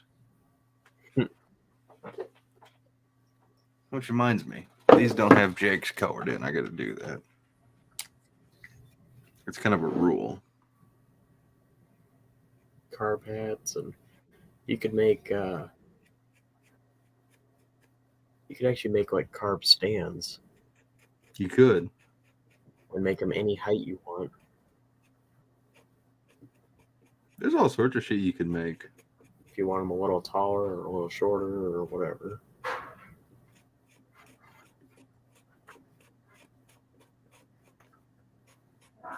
Ooh, you could make custom emblems. Yeah, that would be probably my biggest thing. Like a custom knuckle duster. Knuckle duster. Yeah. For Brian's car. Oh, hold on.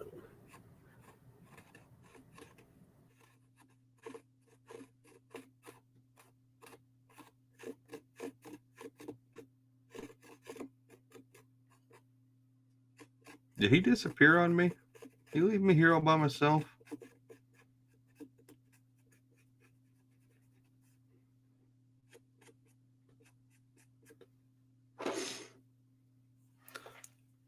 I can't believe you left me, Ryan.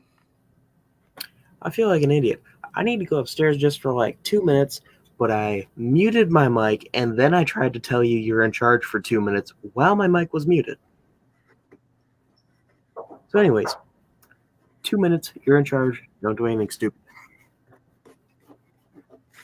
I just got told by a 17-year-old not to do anything stupid, like I was a kid. You guys know what that means, right? You guys want to hear a story about Ryan that's really embarrassing? So there was this one time where him and we were broke down on the side of the road in the middle of Alabama. And I looked over at Ryan and said, all right, one of us is going to have to do some unsavory deeds to the hobos down the road to get us some money for gas. And Ryan looked at me and said, well, that's all you, because you brought it up. And I said, listen here, Peanut, that ain't going to happen because I'm the older guy. If anybody's going to be getting on their knees and making a couple extra dollar bills so that way we get off the side of the road, it's going to be you. Long story short, we went from having $3 to having about $1,500 because not only did he find out he was exceptionally good at giving back massages, but he lacks it. He got to keep most of that money. I bet you most of you people thought I was going to say something dirty. Nope. Nope. I would not do that on Ryan's live, but he does love donkey shows. Jesus. Yeah, he does.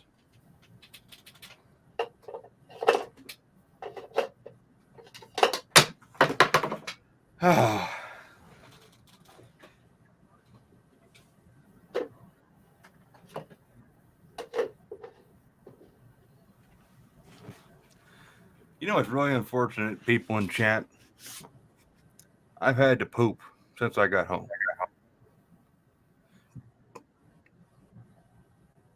I still haven't pooped.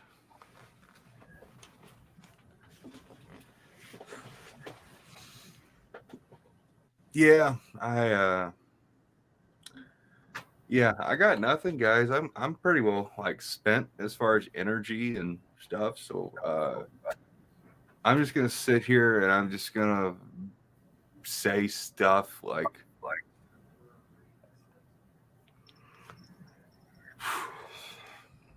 just gonna act like I'm talking, but like the microphone's dead.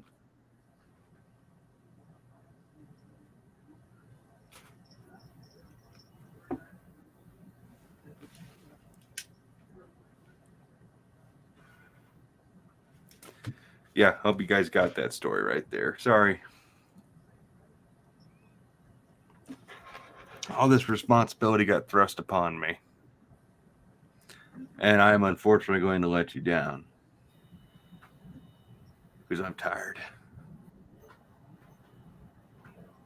Sorry.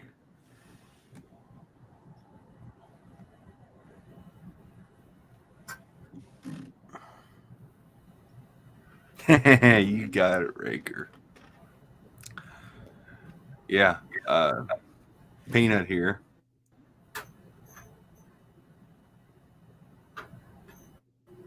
At No Name Nationals 2022, he was trying to cuddle with just about everybody in our camp. It was getting a little weird. I know he was cold. See, when it got cold at No Name, I just chose to call Dad and be like, all right, I'm not camping out here. I'm going back to the motel. So I just did that. And then when I came back, it turns out that Mr. Peanut over there was looking for warmth in all sorts of weird places. I don't know you all, but yeah. And the competition between freezing to death and cuddling with a man, I think freezing to death doesn't sound too bad. I kind of keep hoping he's just going to magically show back up right as I finish one of these horrid stories so we can get his reaction. But I don't know how much time has elapsed since he said 2 minutes, so...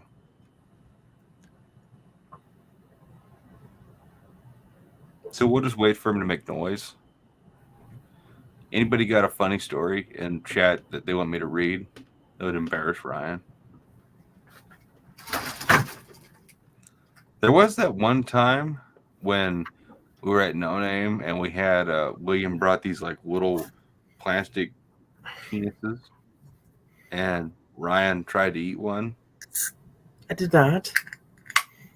Hi, Ryan. So, Jed, big news. Yeah. And these people won't know what I'm talking about, but I will reveal that at a later video at a later time. Arizona deal is confirmed. That unfortunately kind of goes along with one of the stories I told about you. Why? I told some heinous stories about you while you were gone because I've actually had legitimately pooped since I got back. But my first line was, come talk to William. And then I saw you were on and I completely forgot about pooping. But now I realize I got to poop again. So I told a bunch of heinous ass stories because you thrust this upon me. They're all true, though. Don't you worry. I didn't embellish nothing. Okay, then.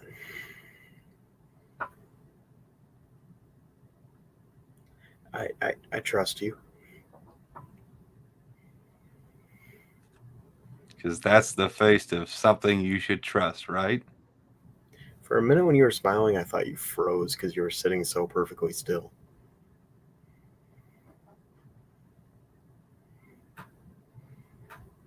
See, the fan is the dead giveaway. Yeah. But at a glance, Oh, that's weird. I don't think I've turned that fan off in like 7 years.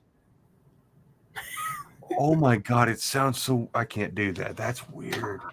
I'm so used to the faint hum of the fan. Oh, it's so quiet in here without the fan. I had to turn it back on. Wait. I can just... There we go.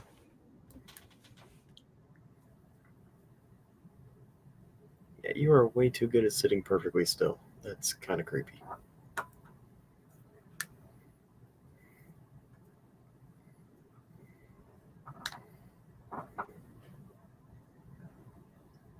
Okay. Wait, you can't do that? No. Try it. You only got like, how many people are watching right now? 8. Perfect. Try it.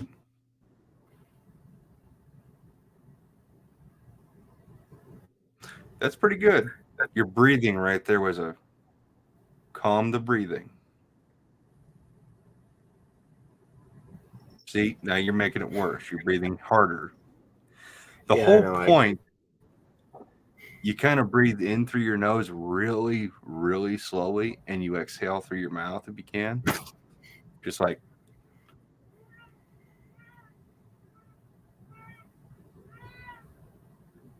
see, it's not too bad. So I don't know if you guys can hear that noise in the background. That sounds your like cat. kind of like a, yeah. But you gotta understand. And I'm not gonna turn the camera around or anything because I can't. I'm not gonna flip up my laptop. But the door to this room is like one of them slider door things, and it's closed, and it has a rip down it. So it's got like a slit, and to get in and out of the room, she gets a running start and headbutts her way through the door. She doesn't just push through it or walk through it. No, she gets a running start and headbutts her way through the door. That's funny. Yep, there she did it again. She's really not the brightest bulb. Sounds like my kind of cat. She's funny, but she also kind of meows and screams at you a lot and is annoying and occasionally wakes you up at like 3 a.m.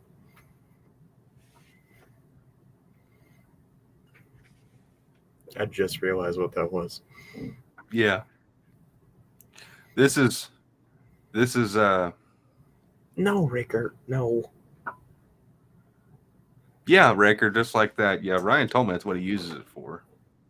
How do you think we as Mopar guys afford our stuff? I don't know what you do, but Well, I mean, just like Rob said, $20 is $20. I Hey, like to think I'm worth a little more than that, but not everybody can afford a Hemi. Wait a minute. yeah, you just screwed up on that one. Oh, jeez. Don't worry, I'll help you out. For once, I won't make fun of you. Mine's all aluminum. Yeah. Yours is iron, so. Yeah. But yours is all original, so technically it makes it worth more, so. Well, I don't exactly know what has or hasn't been done to it, so. That is true. Like I still you got to said, say what I'm doing board and stroke wise. It could be aluminum rotted. I don't know. That would suck if it was. Yeah. I'm going to assume that it's stock bottom end, Probably. stock cast iron heads, it appears to be. It looks like basically somebody probably put a little bit bigger cam, maybe a couple little things at it, and a tunnel ram. See, you could have sold me that engine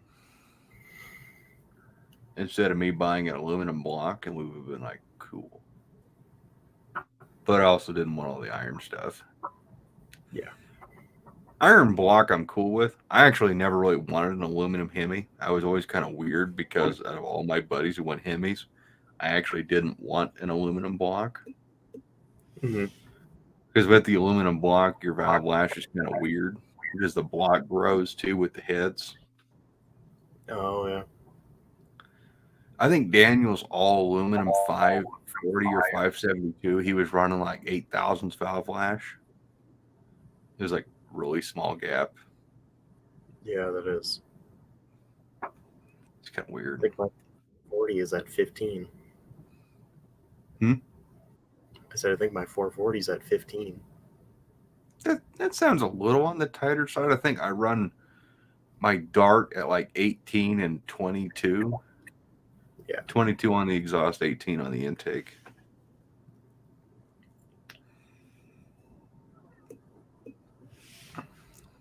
I actually don't know what exactly it's at. I need to ask my machinist and dyno guy. He set it up. I asked what it should be set to. I didn't have the rockers set. I had him show me how and had him help set them up. And I asked what to set to. He said usually between 15 and 20. And I don't remember what exactly he actually had him set to. But just remember, exhaust should always be more. Yeah, a little bit. As it's hot, it'll grow. Yeah.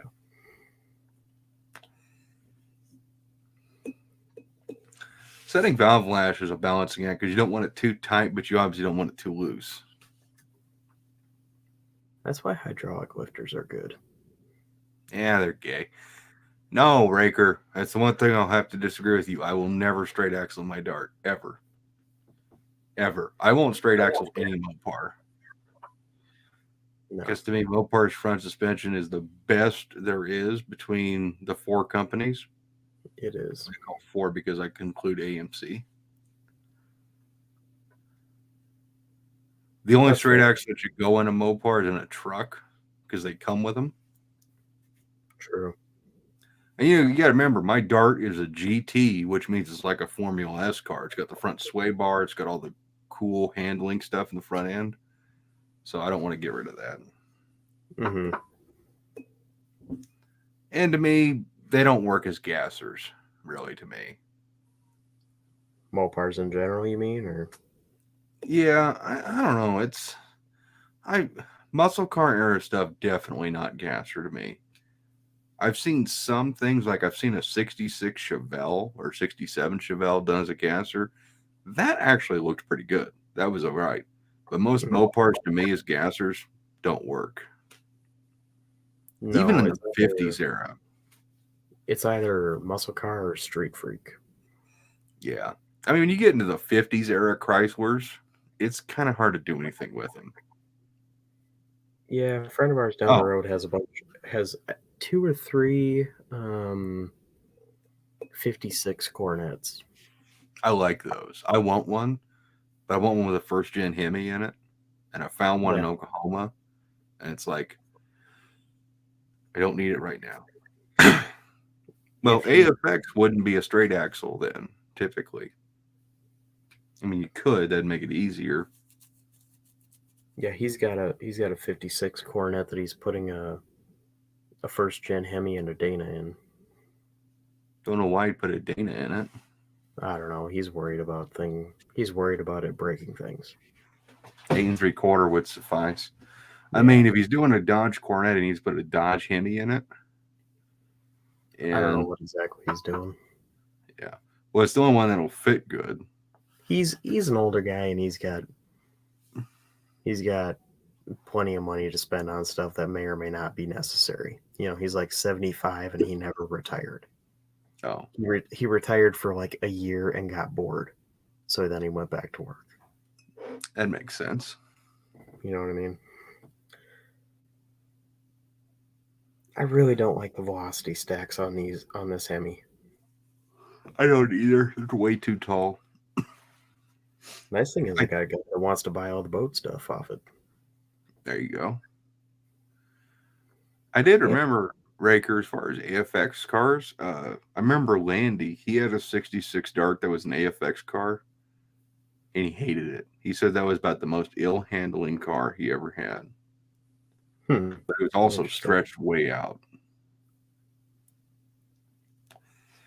Like, I can't remember what they did, but they added, like, I think 8 inches of metal in the front and stretched it out, looked more like a funny car than anything. It was kind of neat, but not my cup of tea. Yeah. My Dart is strictly a street machine.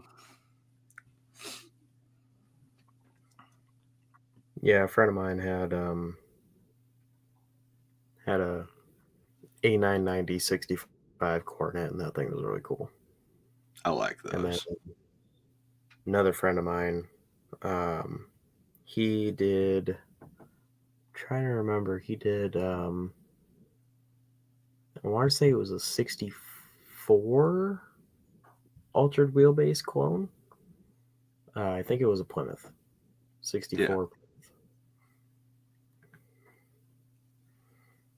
Whether that was, I want to find a 62 Dart. That's one of my favorite Chryslers. Mm-hmm. I'm one of the few people who likes a 62 Dart, and I think that'd be a fun car to do. It would definitely be a little different. I like doing different stuff. Whatever these carburetors are that's on this, it looks like it's got 4-corner idle. I'm trying to remember. Oh well. Ryan, Mother Nature's calling. I gotta go, man. Yeah, I'm kind of there myself as far as I gotta get up early in the morning. But Yeah, I kind of want to go to bed kind of early tonight because I'm tired. yeah, I don't blame you. Sounds like you've had a little bit of a interesting day. It's been a day. Yeah. So Well, thank you, Ryan, for having me, and thank you everybody Yeah. for entertaining me. yeah, thanks everybody for coming hanging out a little bit. We're gonna cut it here for the night, but hopefully everybody has a good night and uh might be on next week, but otherwise anybody that's going to Indy will hopefully see you there. Hopefully. All right, good night. Bye bye. Penis.